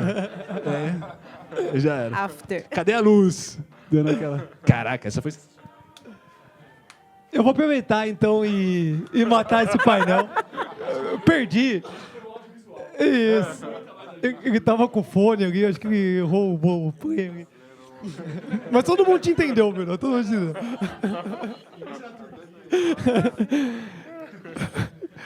Cara, para finalizar e a gente sequenciar aí o papo, dólar, eu acho que eu mato Mas muito de nele. novo. Você Meu não Deus. sabe quantos, metade ali tá querendo ali. E o o Kevin já até falou da Indonésia ali, ó. Você tá maluco, já começou a ficar pesado. Mas matando aí o dolinho 5,15, acho importante isso. Gera corte. 4,80 é o IMA, 4,60 e 4,30. Pô, a gente ganhou uma grana nesses últimos movimentos. Indião 125. Eu acho que esse é um cenário que a gente tem que pautar para a galera, principalmente que está com uma azia aí sem dormir. 125 é um range desgramado de passar ali. Se não tem comprador, principalmente. As estopadas já veio. E pós-recesso vai ficar ainda mais forte. Mas eu prometo, pessoal, como a gente não preparou aqui um visual de gráfico, na plataforma do TC eu faço um vídeo, prometo também 10 a 20 minutos, vai para 30, certeza, falando sobre esses pontos específicos e aproveitando o ouro também. 118 e 115. 118, 295. Tem o no cabeça, né? 118, 295 e o 115. Eu acho que esse é o cenário trimestre, tá? Então, até mesmo para que a gente possa fazer uma live, talvez depois atualizar, porque vai ser muito rápido os movimentos, mas para que vocês não O coloquem negócio é contigo. patamares extremos. Então, beijo no coração de todos. E aqui no presencial, depois a gente tira o restante das dúvidas. Eu entrego para vocês o kit trader que a gente montou aqui para o dia de hoje. Tirar uma foto os três juntos aqui. Economática e a música, não sei o que lá, My Loves.